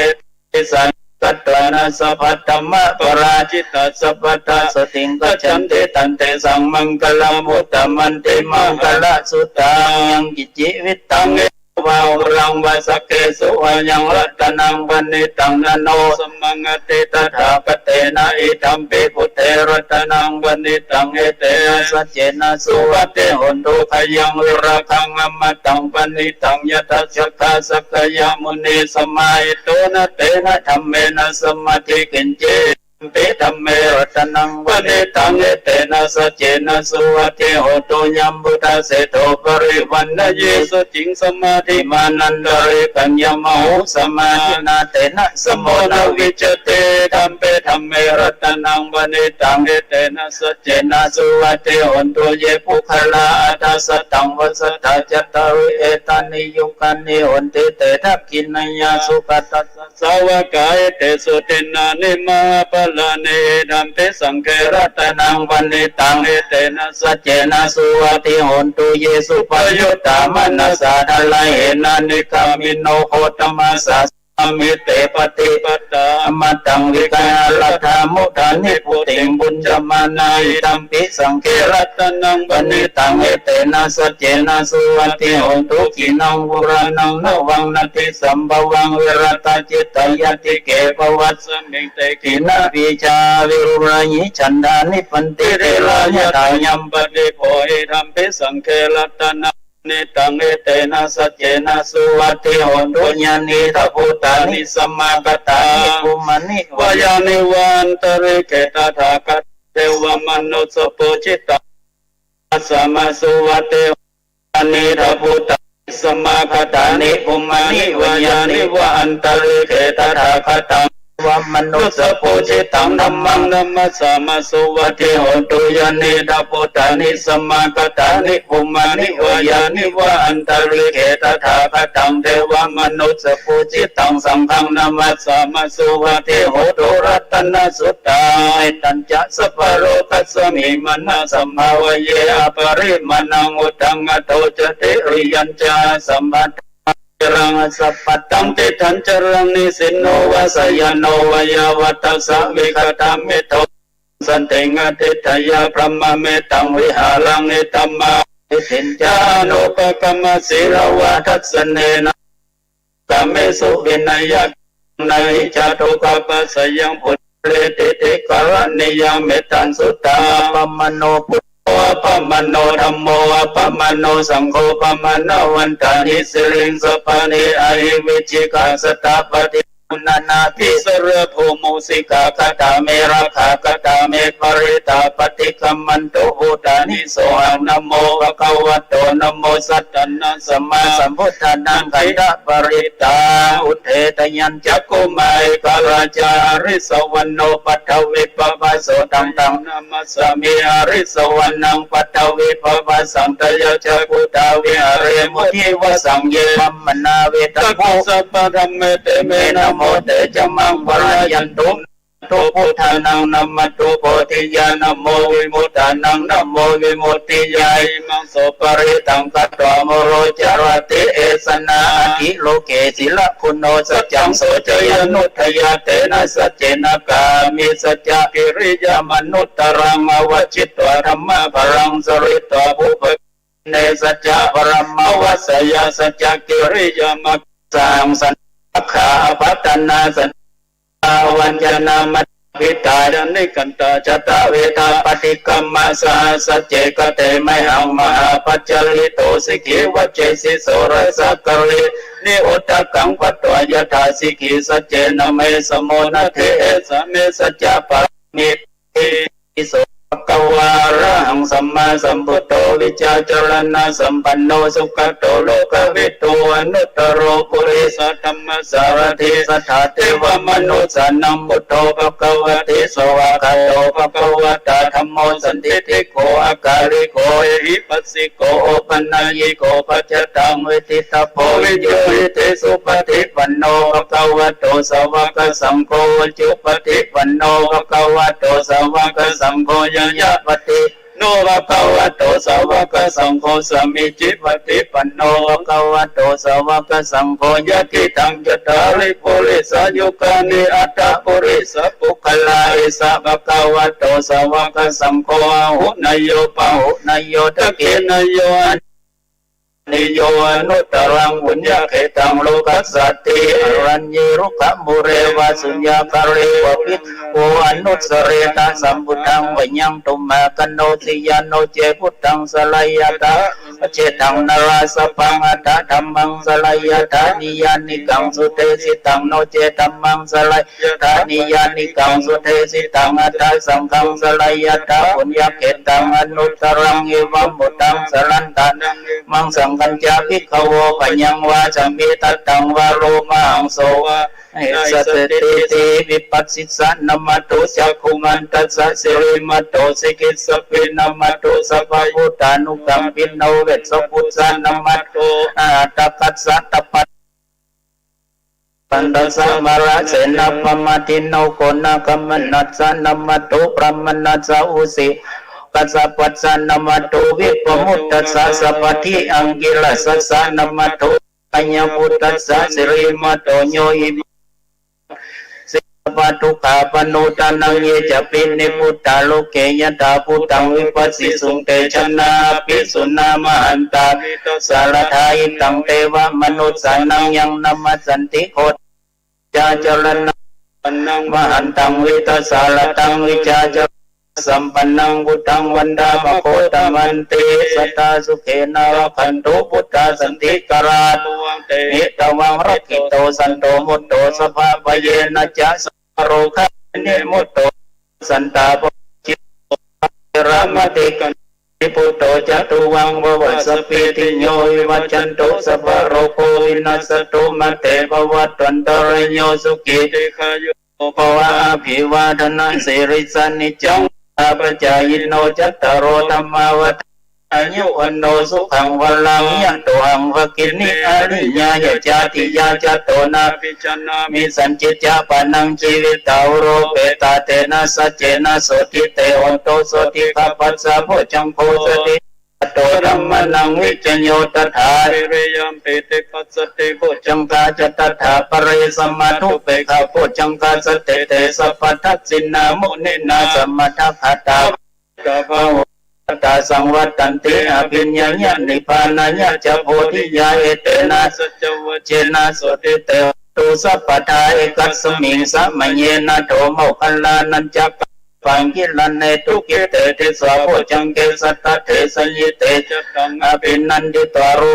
สิงสุตังคเนเอเตนะสัจวเจนะโสติเตโหนตุสัพพทาเอกัสธรรมราชาภิเขลัญเยนะภิเปริโตจุนดัตเทเรนะตัญเยวะปันนาเปตวานะสัทธรังสมโมทิตวะจาอาปตตัมมาพุทธสิทานะโสเอเตนะสัจวะเจนะโสติเตโหนตุสัพพทาปยีนาเตจาอาปทาทินันนัมเปมเหสินังมกาตะกินสวะปตานุป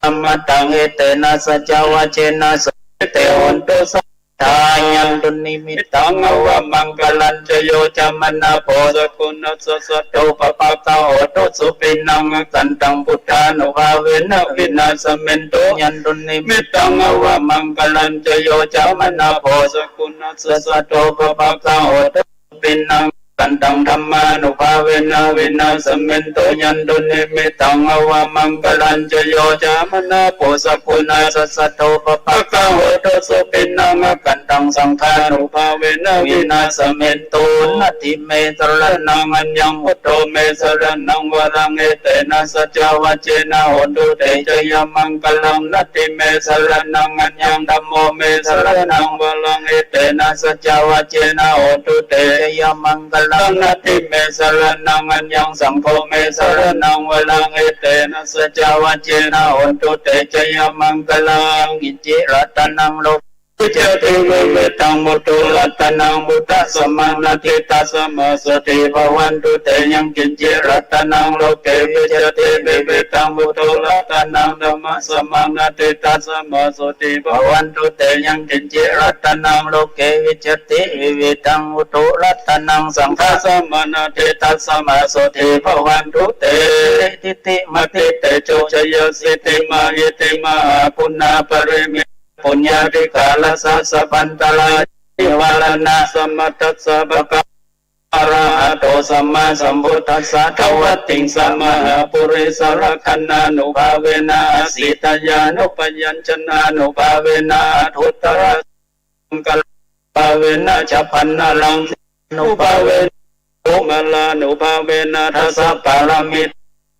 นาทัสสะอุปปารามิตานุภาเวนะทัสสะปรมัตถปารามิตานุภาเวนะศีลสมาธิปัญญานุภาเวนะพุทธานุภาเวนะธรรมานุภาเวนะสังฆานุภาเวนะเตชานุภาเวนะอิทธานุภาเวนะพลานุภาเวนะยยะธรรมานุภาเวนะจตุราสิติสาสรัมมขันธานุภาเวนะนวโรกุตระธรรมานุภาเวนะอัฏฐังกิกามคานุ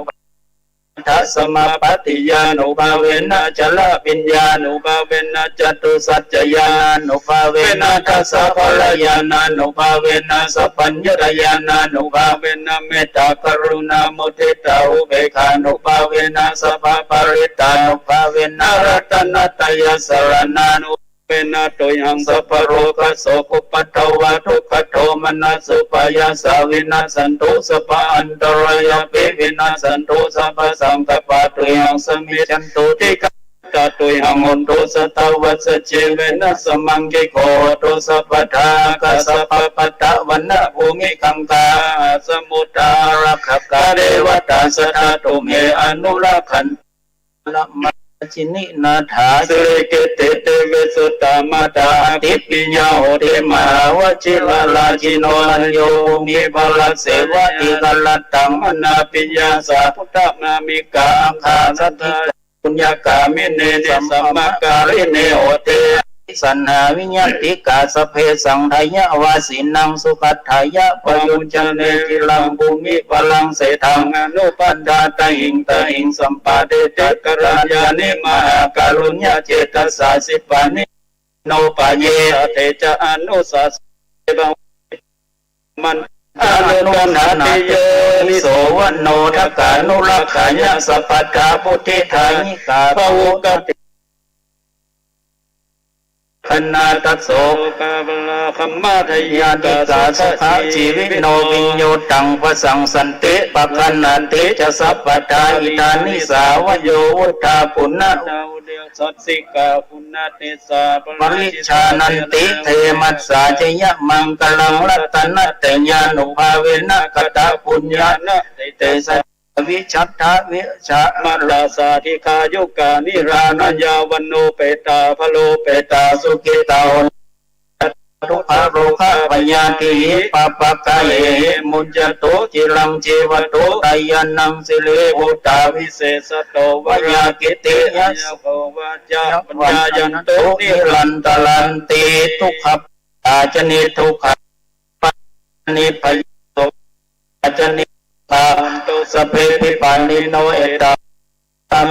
สัมปตังบุญญะสัมปตังสเปเตวานุโมทันตุสัพพสัมปติสิทธิยาดันังดัตันตุสัตตยาสิรังรักขันตุสัพพะภาวนาวิลตาจันตุวัตตาคตาสเปพุทธาปรปัจเจกานันจะยังบาลังอันตานันจะเตเจนารัอันตามิสัพพโส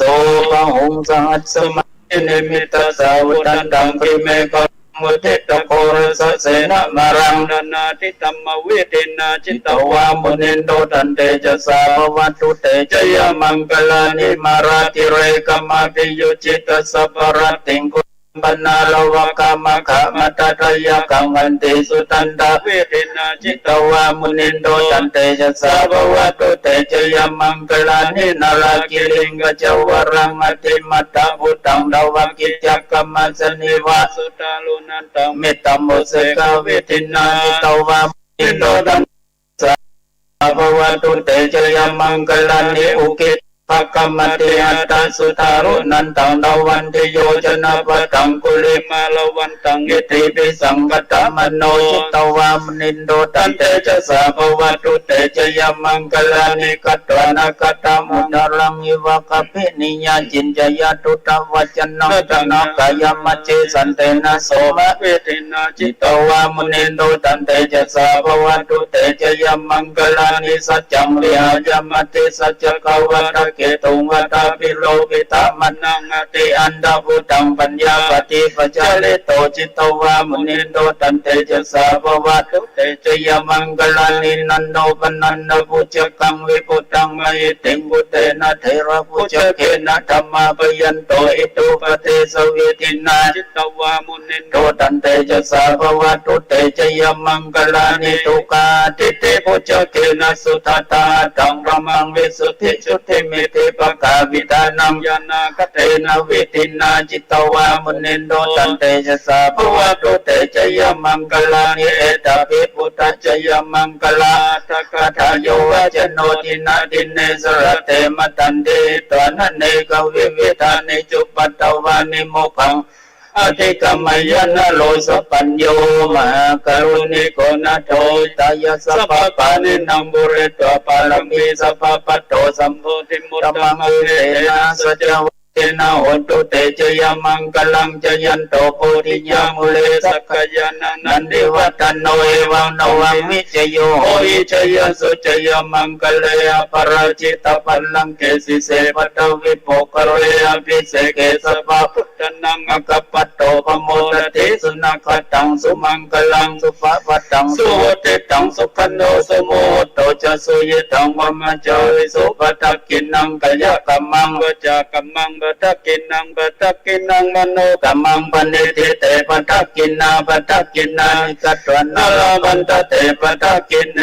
พุทโธมังคลาสัมพุทโธสัมพุทโธติปัตตุธัมโมพุทธมังคลมะกัมมะสัพพะทุกขาปมุญจเรธัมโมมังคลาสัมพุทโธกัมเมโลตุตัสโสอนุธัมมะมังคลามะกัมมะสัพพะพยาปมุญจเรสังโฆมังคลาสัมพุทโธทักขินโยอนุตตโรสังฆมังคลามะกัมมะสัพพะโรคาปมุญจเรปัญจมเรจินโนนาโถปัตโตสัมโพธิมุตตมังจตุสัจจังปะกาเสสิธัมมะกัมปวัตตเยเตนะสัจจวาเจนะโหนตุเตเจยมังคลังอติอิมัตสมิงกัญเยเกสาโลมานกาตันโจมังสังนาหารุอธิมินจังวะกังอัตยังยะกันังกิโลมะกังปิอากังปะปัสสังอันตังอันตะอุตริยังกริสังวิตังเสมังปุปุโรหิตังเสโทเมโตอันสุวะสะเกโลสิงคานิกาลาสิกามุตตังมัตตะเกมัตตะอันติตวันติสักลังอติจายมัสมิจาบุตตะคุณังอติจายมัสมิจาธรรมะคุณังอติจาย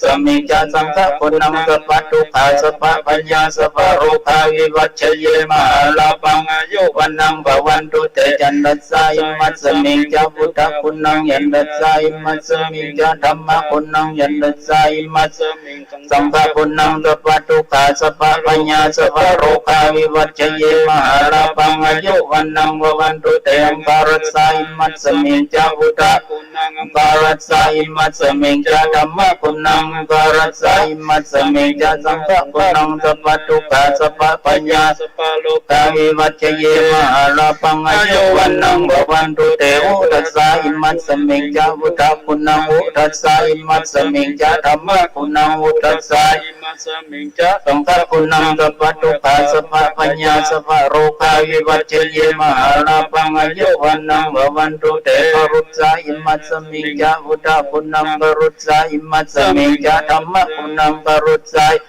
มิจาสังฆคุณังสัพพะทุกขาสัพพะปัญญาสัพพะโรคาวิวัชเชเยมหาลาภังอายุวันนังภวันตุเตสุปรัสสายมัสมิจาบุตตะคุณังสุปรัสสายมัสมิจาธรรมะคุณังสุปรัสสายมัสมิจาสังฆคุณังสัพพะทุกขาสัพพะปัญญาสัพพะโรคาวิวัชเชเยมหาลาภังอายุวันนังภวันตุเตโสรินจายมัสมิจา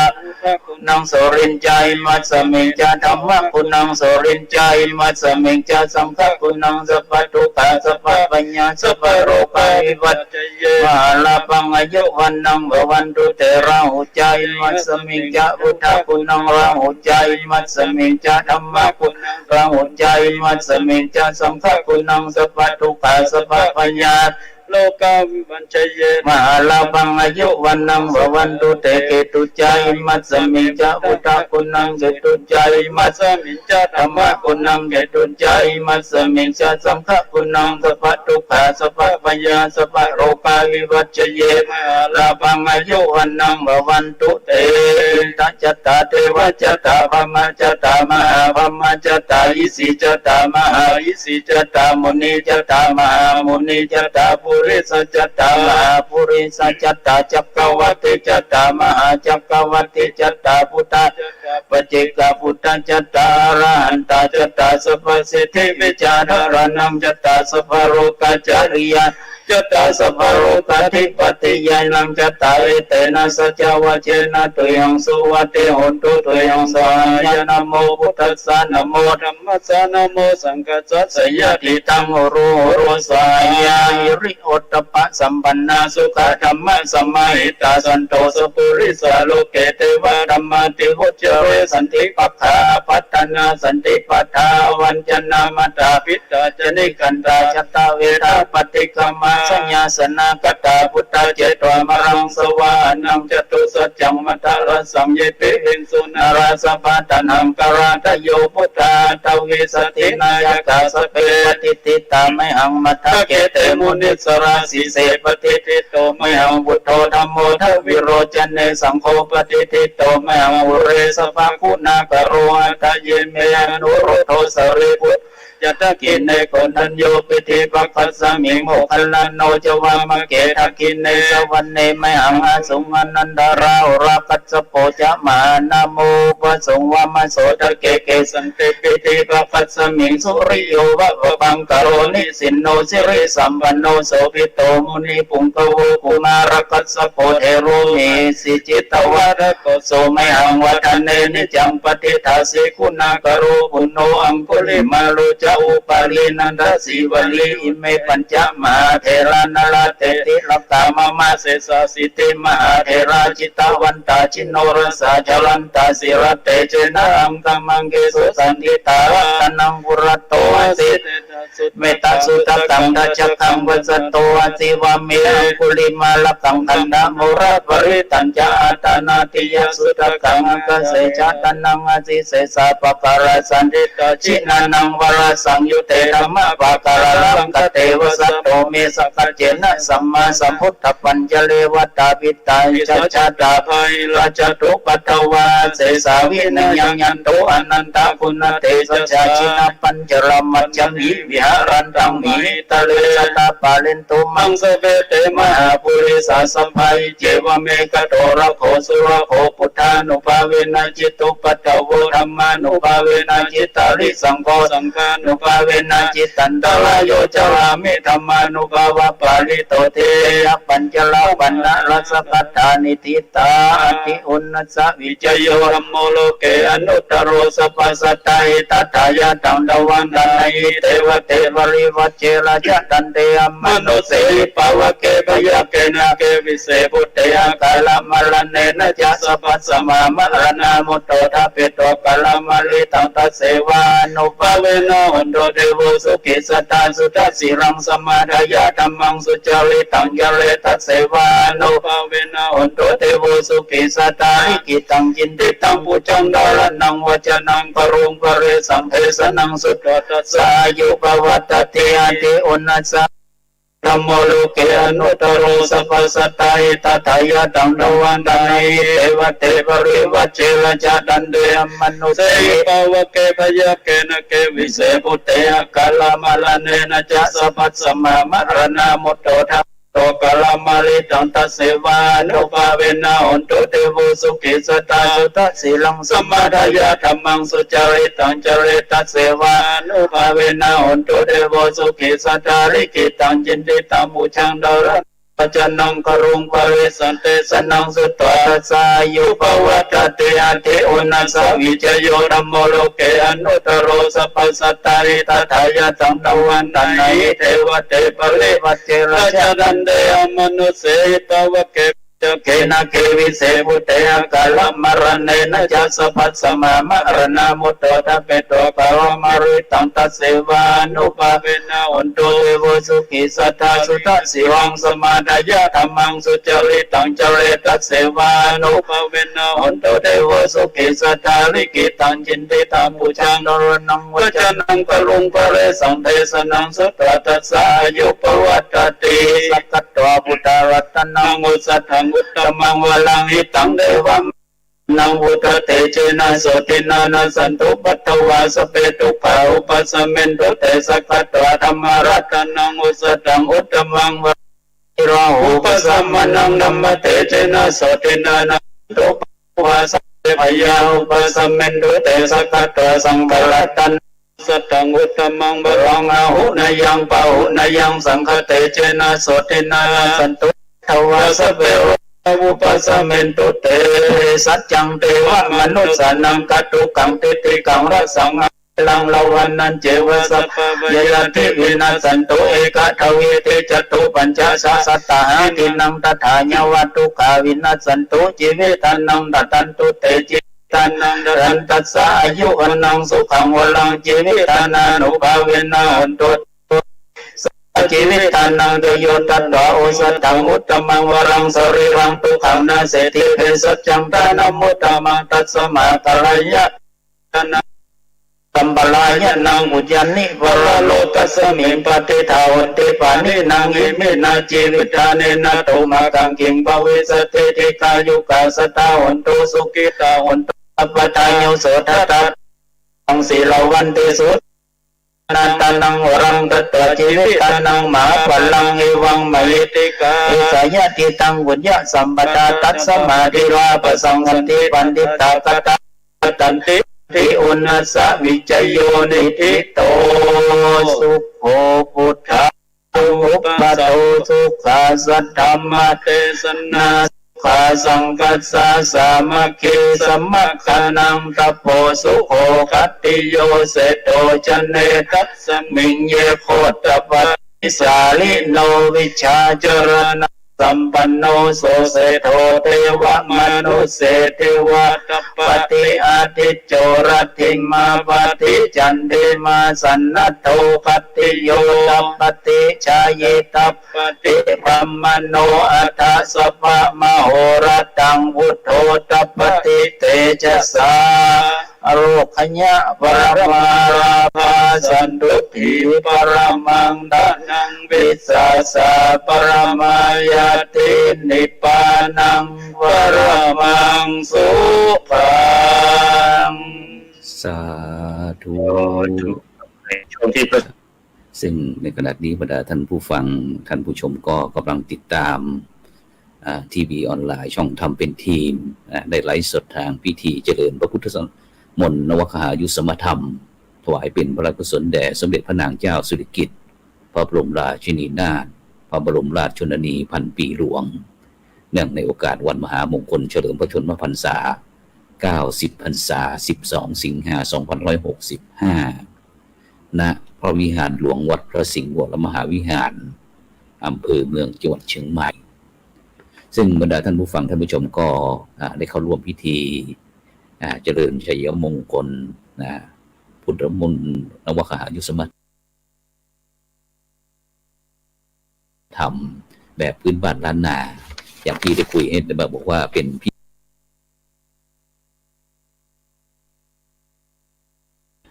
เป็นการผสมผสานระหว่างพราหมณ์แล้วก็กับพิธีกรรมทางพระพุทธศาสนาได้อย่างลงกลมกลืนฉะนั้นก็ทางช่องทำเป็นทีมของเราก็มีความยินดีที่ได้นำสิ่งที่เป็นมงคลมาถ่ายทอดให้กับบรรดาท่านผู้ฟังท่านผู้ชมที่กำลังติดตามไม่ว่าจะเป็นทางคลื่น FM คลื่น 104.50 เมกะเฮิรตซ์หรือว่าช่องทำเป็นทีมดูจากทางFacebook ทั้ง YouTube ซึ่งจะดูย้อนหลังก็ได้ซึ่งอยู่ย้อนหลังก็ได้ซึ่ง2565ก็กำลังจะเริ่มซึ่งหลายท่านหลายคนก็สอบถามว่าปีที่แล้วการตลอดเข้าพรรษาเราไม่ได้ไปวัดแต่เราก็สามารถที่จะติดตามทางช่องทำเป็นทีมทางช่องทำเป็นทีมมีพระคุณเจ้าไลฟ์สดจากพระวิหารหลวงของวัดพระสิงห์บ้างหรือว่าอาจจะเวลา2 ทุ่มทุกคืนวันปุจฉาวิสัชนาให้กับบรรดาท่านผู้ฟังท่านผู้ชมซึ่งก็คอยติดตามก็แล้วกันฉะนั้นก็ในช่วงนี้ก็คงจะเดี๋ยวสักครู่เราก็จะได้รับพรจากพระคุณเจ้าหลังจากนั้นก็จะเป็นการถวายพระทหารเพลแก่พระสมาคมผู้รักษาการแทนเจ้าคณะใหญ่คนเหนือเจ้าคณะภาค5เจ้าคณะภาค4พระเดชคุณหลวงพ่อพระธรรมพานพิราชภาค6ก็จะเป็นพระเดชคุณหลวงพ่อพระเทพเวทีเจ้าคณะภาค6พระเดชพ่อท่านอาจารย์เจ้าคุณพระราชสิทธิเวทีเลขานุการเจ้าคณะใหญ่คนเหนือรองเจ้าคณะภาค7เดี๋ยวคุณท่านอาจารย์ได้อำนวยความสะดวกในการที่หน้าที่เป็นสนองงานคณะสงฆ์คนเหนือซึ่งโดยเฉพาะสิงหวราจารย์ดร.รองเจ้าคณะจังหวัดเชียงใหม่เจ้าอาวาสวัดพระสิงห์วรมหาวิหารพร้อมทั้งหลวงพ่อเจ้าคณะอำเภอทุกอำเภอพระเลขานุการคณะสงฆ์จังหวัดเชียงใหม่ วันนี้ก็ร่วมด้วยช่วยกันอย่างเข้มแข็งส่วนบ้านเมืองก็มีท่านประจนประชุม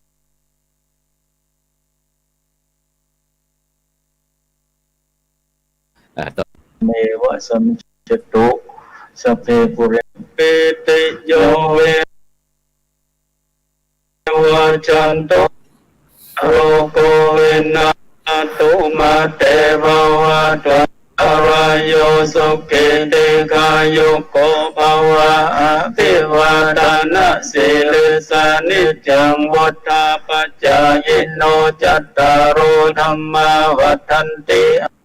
วันโนสุขังพลังสาธัลลังสุขิตาเอรุณาภุสัสเนกาสุขิตาโหหิสาสัพเพยะเทเปสาตาลัตตาสุขิตาเวรุณาพุทธศาสเนโลกาสุขิตาโหหิสาสัพเพยะเทเปสาตาลัตตาสุขิตาเวรุณาพุทธศาสเนโลกาสุขิตาโหหิสาสัพเพเวนะพุทธรัตนังธรรมรัตนังสังฆรัตนังตินังรัตนังอะหัตวะเวนะเจตุราสิทธิสัทธรรมขันธานุภาเวนะพิทกัตตัญญานุภาเวนะจินนสาวกานุภาเวนะสัพเพเตโรกะสัพเพเตพยาสัพเพเตอันตรายาสัพเพเตอุปัฏฐวาสัพเพเตทุนนิมิตาสัพเพเตอวมังคลาวินัสสันโตอายุวัฏโกธนวัฏโกสิริวัฏโกยัสสวัฏโกภัตวัฏโกวันโกสุขวัฏโกโหตุสัพพตาทุกขโรกาปยาโสกาสตุจุปตวาอเนกาอันตรายาปิรินัสสันตุจเตจะสาจยะสิทธิทานังลาภังสติภาคยังสุขังพลังสิริอายุจวันโนกังพุทเทสัตวัสสะยุจชิวสิทธิภวันตุเตภวตุสัพพมังคลังละขันตุสัพพเทวตาสัพพพุทธานุภาเวสัทธาโสติภวันตุเตภวตุสัพพมังคลังละขันตุสัพพเทวตาสัพพธรรมานุภาเวนะสัทธาโสติภตุเตภวตุสัพพมังคลังละขันตุสัพพเทวตาสัพพสังฆานุภาเวนะอโสติภวันตุเต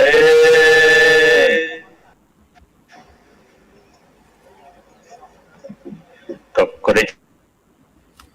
การเจริญพระพุทธมนต์นวคหายุสมธรรมถวายเป็นพระราชกุศลแด่สมเด็จพระนางเจ้าสิริกิติ์พระบรมราชินีนาถพระบรมราชชนนีพันปีหลวง